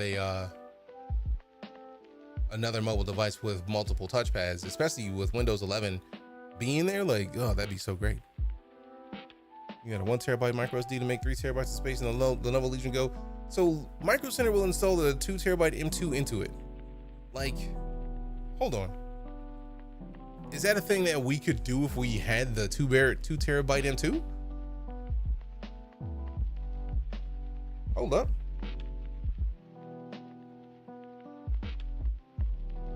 Thermal holes. Are we still doing phrasing? Yes. If they make it to where we can install the M2, like I'll do that my damn self. Like I would install a 2 terabyte M2. I'm not gonna pay somebody to do it. I can do it myself. That actually makes this more the one that I want to consider. There's a YouTube Micro Center put out. Like combine the fact that it's got AR glasses and the FPS mode for the mouse. Those 2 things make me want to try this more than the other ones. Now, mind you, I have a Steam Deck, but like the ROG Ally does look bomb, and it was the first one to come out. So like, I feel like they're doing something right. But they also do have, to be fair, the Lenovo Legion Go starts at $700 versus the ROG Ally starting at $600. And I feel like the $700 one is the one with the Z1 Extreme. Yep. So that kind of tracks. Due to the fact that it's switch-like, so if you get stuck, drift or something, you can do replacements and not send the whole thing. Yes, that's what I'm still impressed by. The idea that there is a mobile PC gaming device that has a custom controller to where you can use it like a mouse. So I would feel better playing shooters. And you could put an M2 in it. And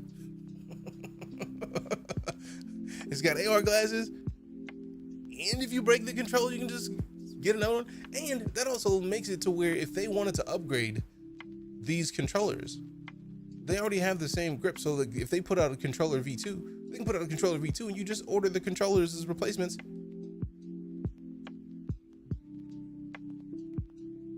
Dubs, all of it. All of it. So yeah, want. Thank you for even bringing it up, Grim, because I want it. Oh, and I didn't even pull up the Steam Deck. My bus.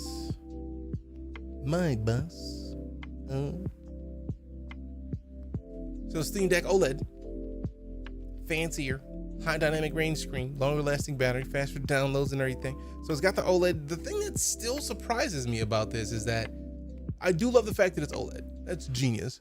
But like, how are they still only going 12 by 1200 by or 1280 by 800? How? And the 7-inch screen trounced. Links to the 3 terabyte install video from Micro Center and Discord General. Appreciate you. want to use the same bracket as the Switch because then you can use that Joy-Con controller holder to make it a controller. Fair. I doubt that they would. I doubt Nintendo would be okay with that.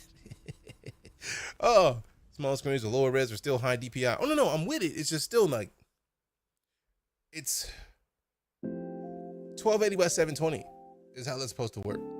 So it's not perfect like HD in the way that I'm used to seeing. So like, on the mouse's website, send it to you. The Ragnarok 2. Appreciate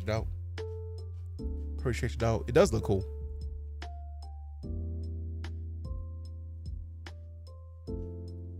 But yeah, I'm just still impressed. Like, yes, it's high DPI, but like, still, it's not even like HD.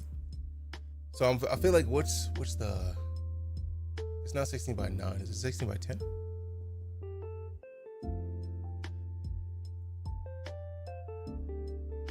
They have a white version that looks clean too.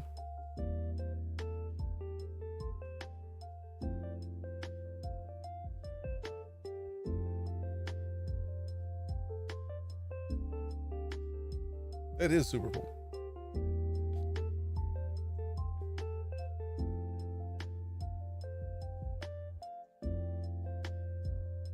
Oh, that does look clean. But yeah, like, I feel like this is the key. 2 to 8 hours on the regular Steam Deck. 3 to 12 hours on the OLED. And I get the feeling a lot of that is switching the display. Now, I'm curious also, is it going to be the same Steam Deck?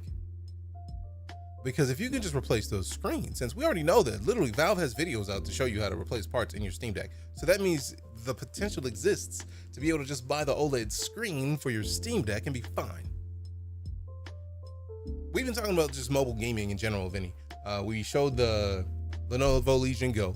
I feel like thus far it is the most feature packed of the mobile gaming devices. The Asus ROG Ally we talked about, the Steam Deck we're talking about now, and I feel like the Legion Go went with the highest processor, like by default.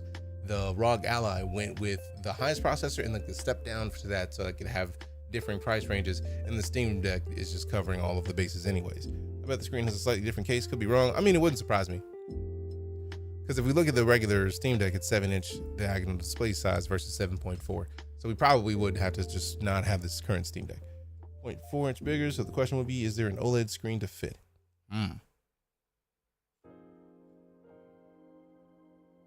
Oh, that's cool. So they price dropped to 64 gig and 512 Steam Deck LCD models are being phased out. We've permanently discounted these models as they'll be available until they're out of stock. It's frustrating. But I mean, it's whatever. I did get my Steam Deck literally when it came out, so like a couple months after. Anyone's thinking about getting one of those smartphones made for gaming? Don't just get a normal as smartphone. Yeah, pretty much, because normal phones can do smartphone stuff. You get like a wishbone, whatever it is. Like, just get a controller. What's the point? Console experience. So it's a smaller nanometer APU.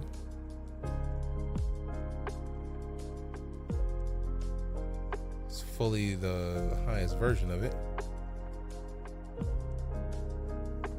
They took out the 64 gig.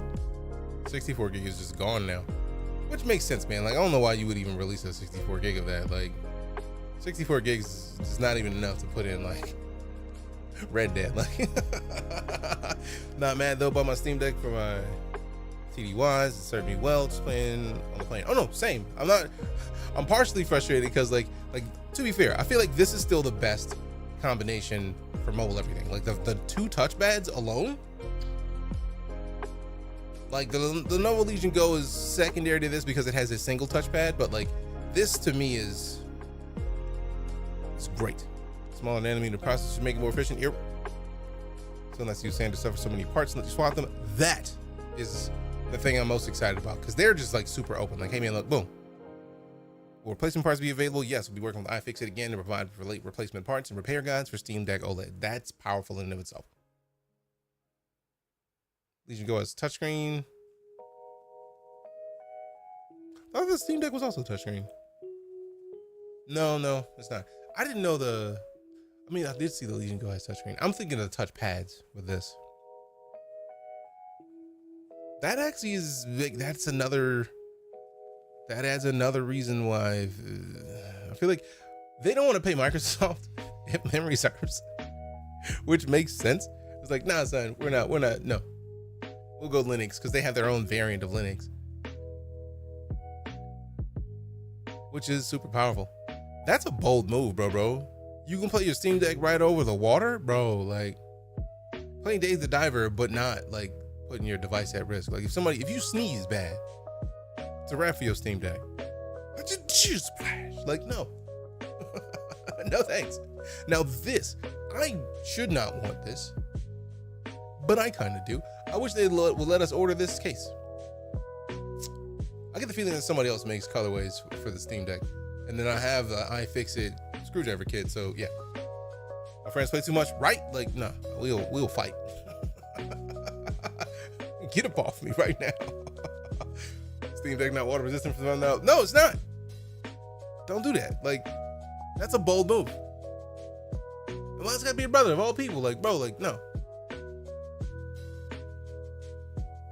You see that stress in his breath? Like, you see the little just like, that's why he worried. He's like, man, I'm gonna mess up. Also, you can tell that he ain't playing Dave the Diver.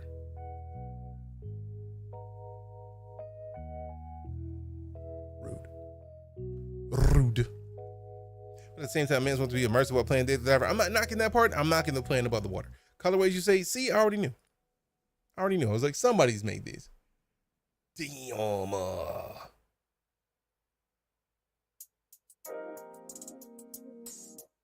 $30, that's it?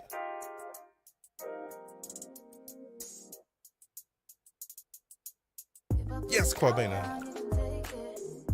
DJ on a Sunday, yeah. DJ on a Sunday. DJ on a Sunday. DJ on a Sunday. DJ on a Sunday, Sunday. DJ on a Sunday, Sunday. DJ on a Sunday. What up? They make it for Rogue Ally 2? Really? Man, I mean, to be fair, I wanted the Rogue Ally from jump, but then seeing the Lenovo Go, the fact that it's, I mean, let me look up a thing up before I'm incorrect here. I don't want to be a liar. Y'all know I don't like lying. I don't be wanting to lie. I ain't be lying. I don't be lying. I ain't gonna flag. Let me close this, or like just move it, and then go back to undo those, and then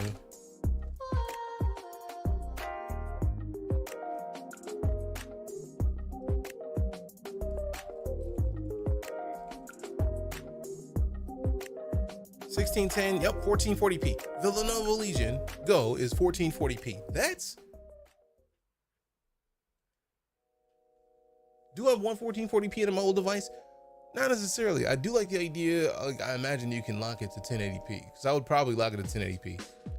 It's capable of that, or like the closest thing to 1080p to keep it 1610.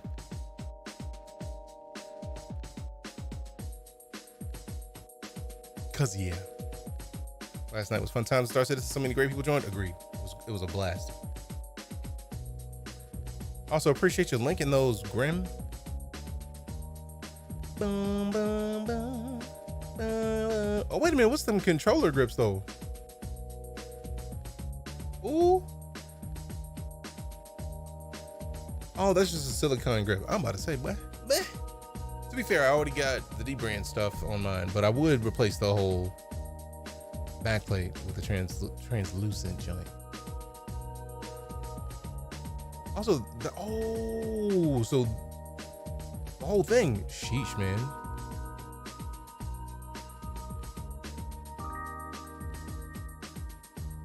Oh, they changed the charging port? Interesting.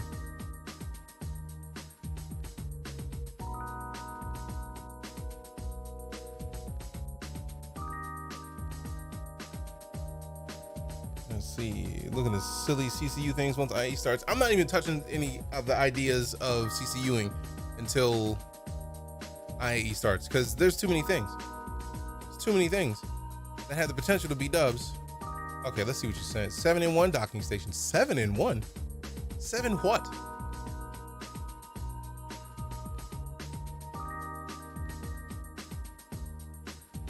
Jeez, all of the. How many USB ports? Goodness. 4K 60. Jeez. Full speed. 4K. Why the Steam Deck ain't pushing on the 4K, man? Should be able to. It came with. Not gonna lie. Is this the one that I have? This is not the one that I have. Is this the default one or is this the? Because I bought one of their chargers. Yeah, this is the official Valve one. I think the one that I bought for the Steam Deck is in the room. I don't think it came with this many ports. It might be the one that I bought though. I don't know. How many Steam Deck charging stations have they had? I might have this other one, the 603. I get the feeling the one I have is the 603. So it doesn't have the display port out. Bunch of USB-As. Still has the gigabit internet. Cool. Also, I like that USB stick in there. That was smooth. Since they get a Zeus CL now, since it looks like the move for medium ship hauling. Over what though? Like as compared to what? Therein lies the question. All right, so that thing looks nice. I think if I were to pick one, based on everything that I've seen for all of them, the Lenovo Legion Go would be the one that I would probably go for. Change your C1 to a Zeus. How much more space does a Zeus have than a C1? I almost feel like it's overkill to have a Series C1 and a Zeus CL, but the C1 does have a tractor beam. Yeah, the Zeus doesn't? That seems odd. 128 SCU. Oh, and they said they get the C1 to 64, so like half that. Okay. Intrigue.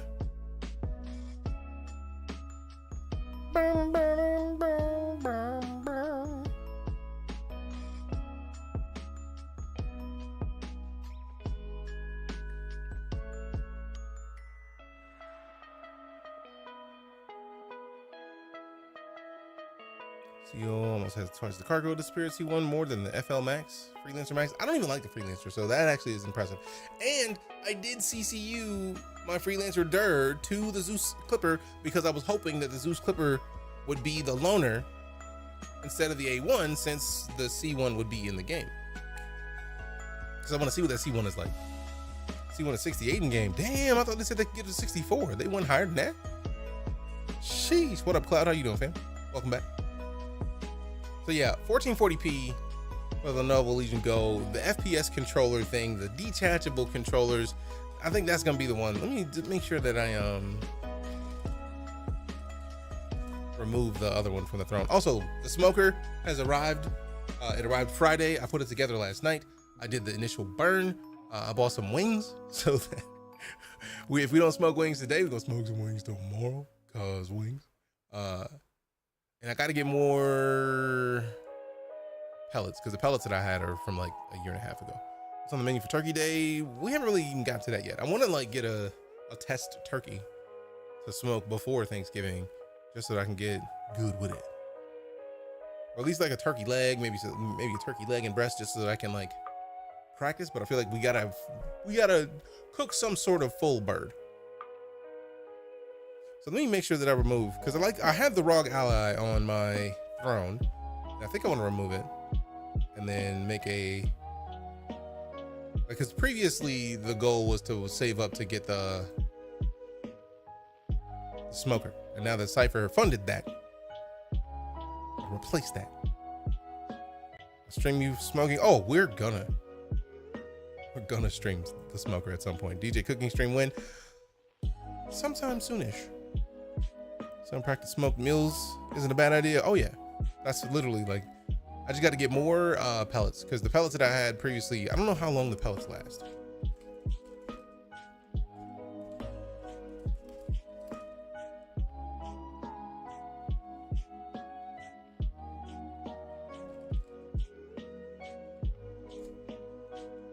Six to 12 months. Okay, yeah, so they're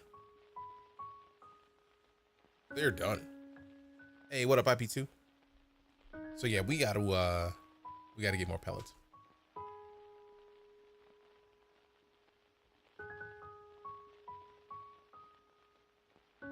My frequent smoker grilling friends spatchcock their birds first if they're doing the whole thing. Yeah. We have some chickens that I was gonna spatchcock and see if I could smoke to see if that would work. I don't know how spatchcocking a turkey would operate. I've never spatchcocked anything. So like, first off, Phrasing. somebody's gonna say it. But yeah. Yeah. Need to put some more on there. Put some more in there. Let's see.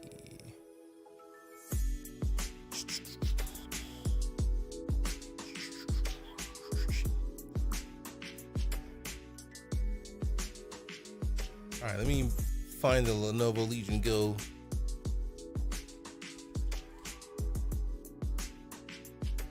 On the zones.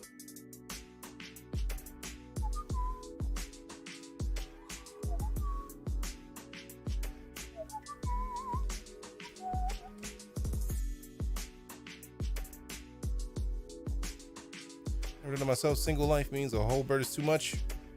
Unless you use that bird and then you eat it for every meal. Like, one of my favorite things to do is like, one thing that I didn't know that we could do until we had some leftover like rotisserie chicken. Lala said that, like, I don't know, it was a Thanksgiving. She said that they would make turkey hash, which is just like take a potato, dice it up nice, take some turkey and some other ingredients like some green pepper, some other stuff, saute all the veggies, toss that cooked turkey in, do it. Yes, and basically dicing up the turkey so that it's just like a big mash, and then like I would make turkey salad. Take the breast, slice it, make some thin slices for some sandwiches, maybe just some sides. Take the wings, obviously eat the wings. Take the legs, get the really tough parts out of the drums, and then dice them up, and then just have that meat shredded in a bowl. Toss it into a skillet with a little bit of butter, sprinkle on some sage, some Thanksgiving seasonings, and then basically just put some butter in there, and then you can do whatever you want to with that. You put that with some eggs, scramble up some eggs, scramble up some turkey on the side. Let's go. Like, come on, fam. There's options. There's options. Lots of.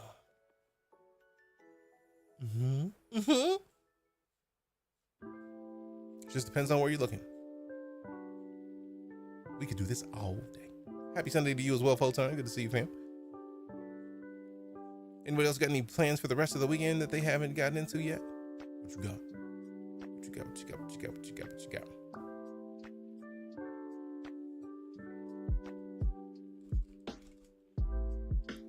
Boom, boom, boom, boom, boom, boom.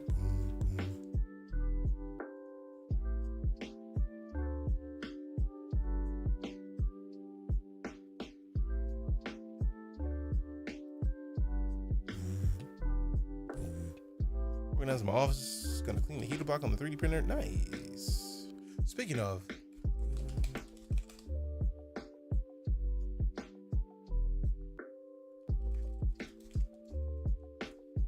I was splitting a small bird leftovers with my cousin before. Been tempted to freeze some of it. No, freezing is the move. Freeze it. Like, dice off some of it. Like, what you know you can eat within a week, keep that out. The rest of it, freeze it immediately. Cook it all, but then like you literally have complete cooked bird for just warming it up. It's already cooked. All you gotta do is like put it in the oven, and get room temp. Gravy. Or add gravy. Look, you got a lot of options, fam. Lots on. Where's the thing? There it is.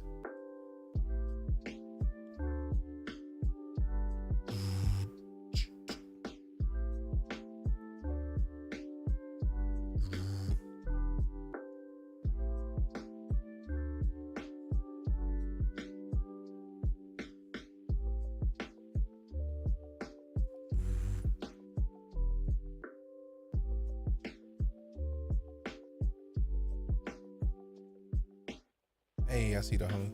I'm not gonna say that in case you want to be lurking, but appreciate you stopping in.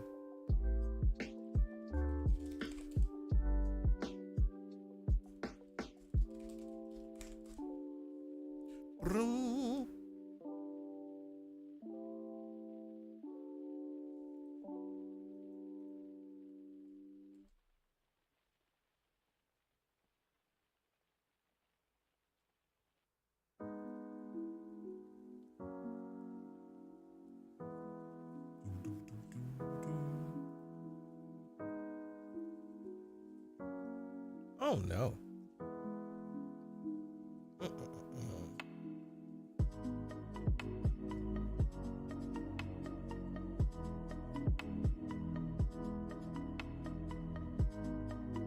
Sorry yesterday. For what? You good? Everybody was loud. Like, ain't nothing to worry about, bro. Appreciate you stopping in. Hope you're doing well. Bing, bing, bing, bing, bing, bing, bing.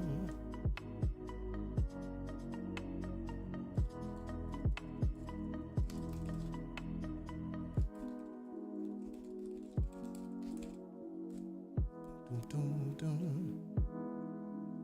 Mute the tab. Mute the tab.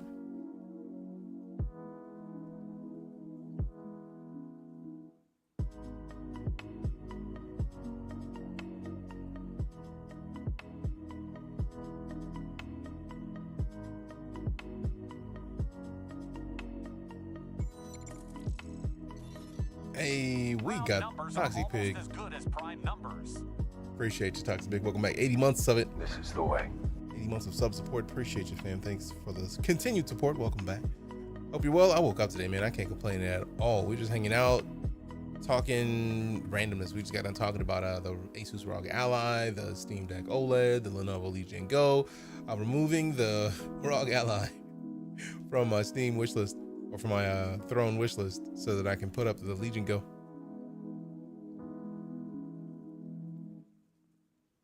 So I don't have to ping people like, please can I have a thing? But at the same time, I'm still also looking to ping people like, hey, look it up. So let's see. I'm trying to remember, because there was an air filter that I saw that was inside of a machine. And I'm trying to see where that filter is. Prime numbers. Hey, Cooper Orc, welcome back. 53 months of sub support. This is the way. Appreciate you, fam. Welcome back. Thank you much. Thank you much. Thank you much. Thank you much.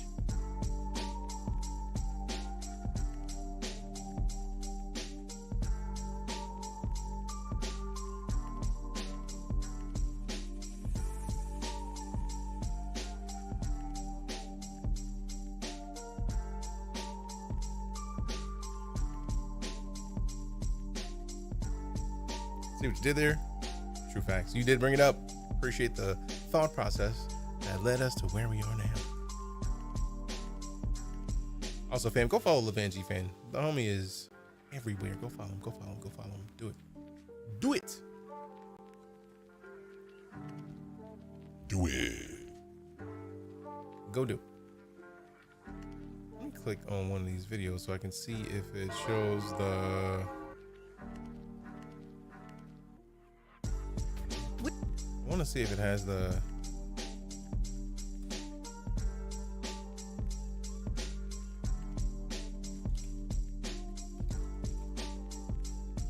So I'm trying to find this air filter, man. Oh, you have the... I don't think you have the facilities for that, big man. Did I put it where I thought it did? There are not. No. No, sir. No. Hey, you. Someone. Hey. This is the way. Where did I put it?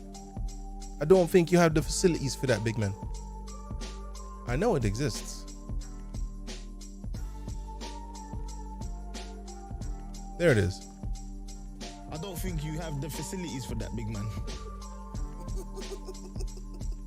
I didn't put it there. I put it on the Go XLR, on the Stream Deck. I'm still always caught up on the Stream Deck versus Steam Deck. It's like that R has just randomly found its way into every bit of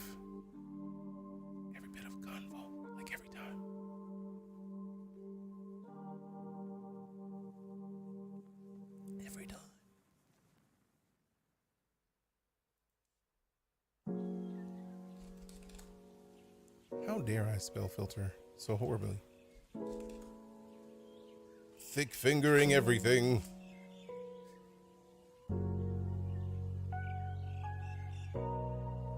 Google has trouble with that R as well.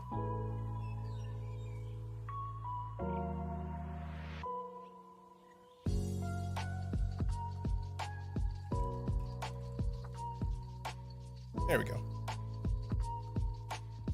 Everyone makes this Stream Deck and Steam Deck mistake at least once. I mean, I make it regularly, so I'm not in a situation to be talking too much because it is nonstop. Nonstop. Nonstop.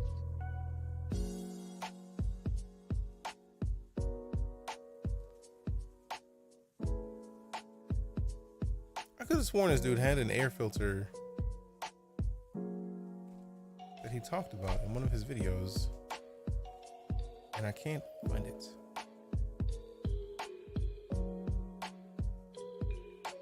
I think he linked it in one of his videos.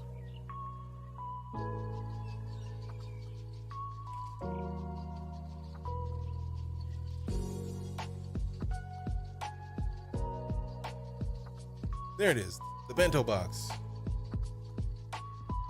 Found it. Found it. All right, cool. Cream deck, what the? That is not a link, bot.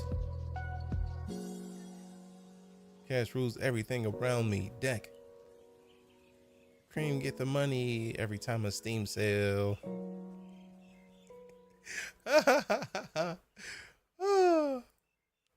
Funny. Also, I love the idea that there it is. There it is. All right, go over here real quick. And this. Do that.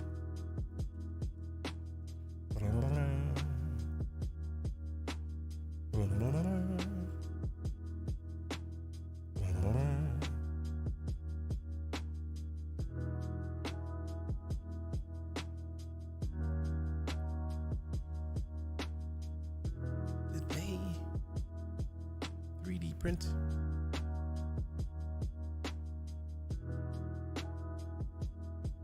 The box? Yes. Smart. Got the new smoker. Does that mean breakfast on the grill? Breakfast on the grill? Probably.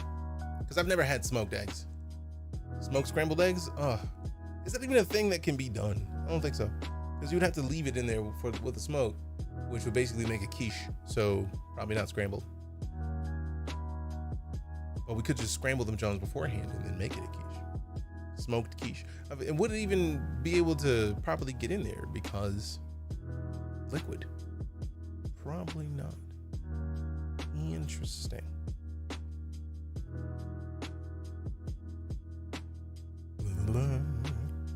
Turn the heat up. It would work. It would get very little smoke. Yeah, that's the thing I'm concerned about. Smoked omelet be killer. I'm sure. I bet it would be fantastic. Want to see it.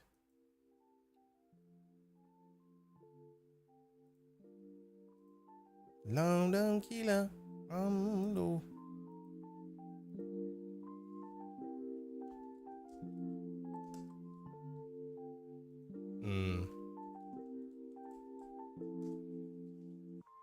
All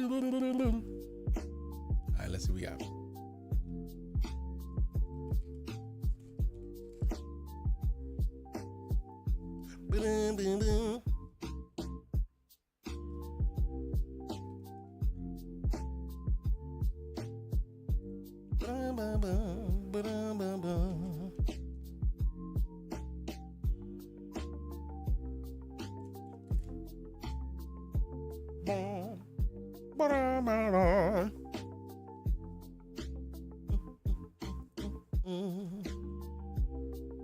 Okay, so one thing's there.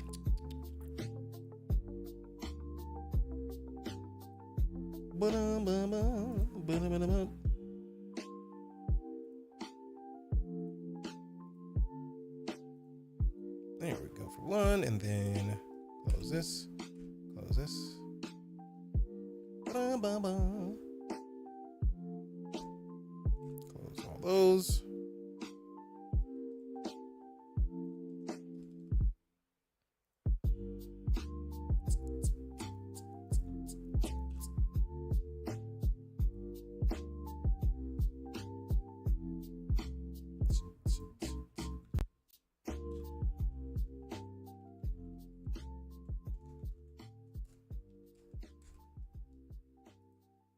So I'm gonna be feeling this is what?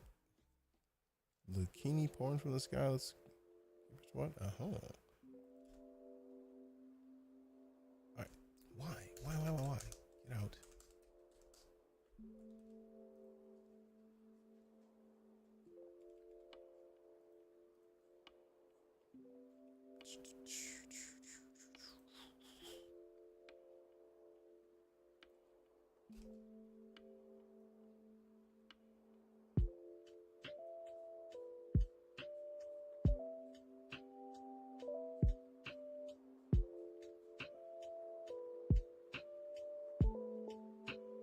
Okay. Have mercy. All right.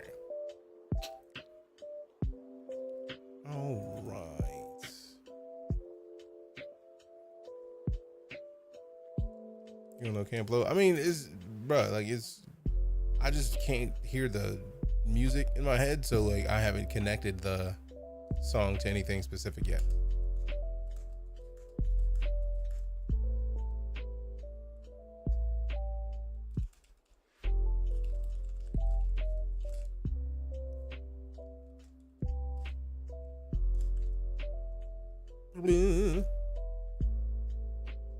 Bum, bum, bum, bum.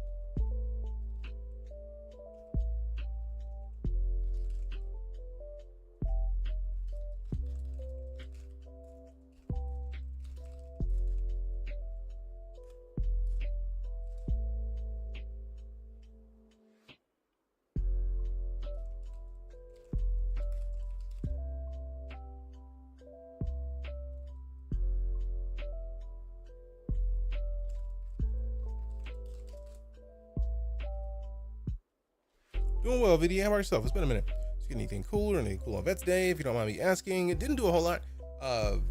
Yesterday was Veterans Day. Didn't really. I went and got an oil change, or I got Lala's car from the dealership. We're actually going to be going and celebrating our Veterans Day tonight. So, steak, cheese steak, fries, more steak, yes, all the above. What was I typing in there? Oh.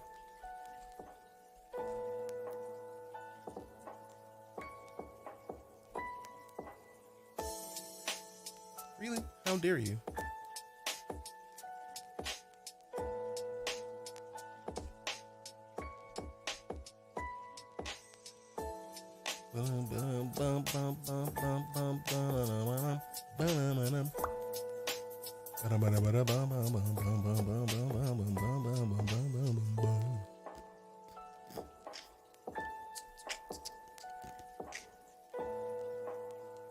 Remix a little bit, heading to work for a bit. Hey, thanks for coming to hang out with us, fam. Appreciate you for showing up for the time that you have, especially on a Sunday on the sneak streams.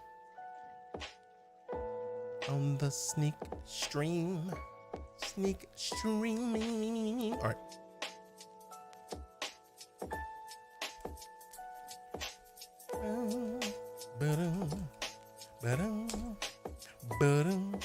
All right, cool.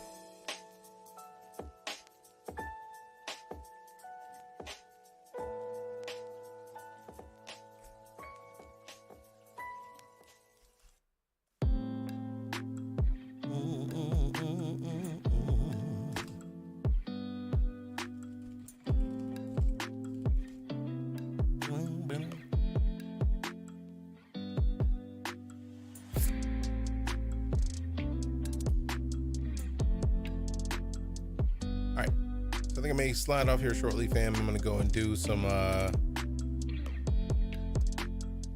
quick dish work because I washed the dishes the other day, but I didn't actually put them away. I'm gonna put them away and clean the rest of the dishes that are just out and put the dogs out real quick, like they are good to go, so that when Lala gets home, nothing to do.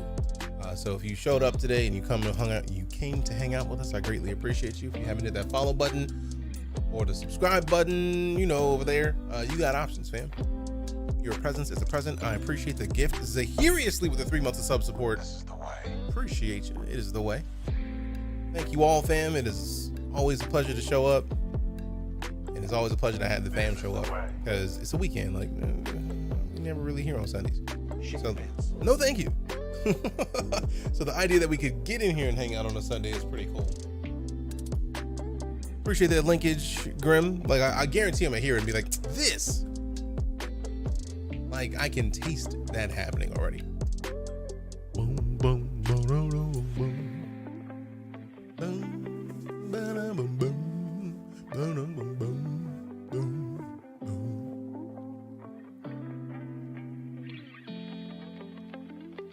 But seriously, fam, your presence is a present. I appreciate the gift. I greatly appreciate you. Good looking out. And again, if you haven't hit, if you're at a place where you can do it. Appreciate you. And I'll slide. See you tomorrow.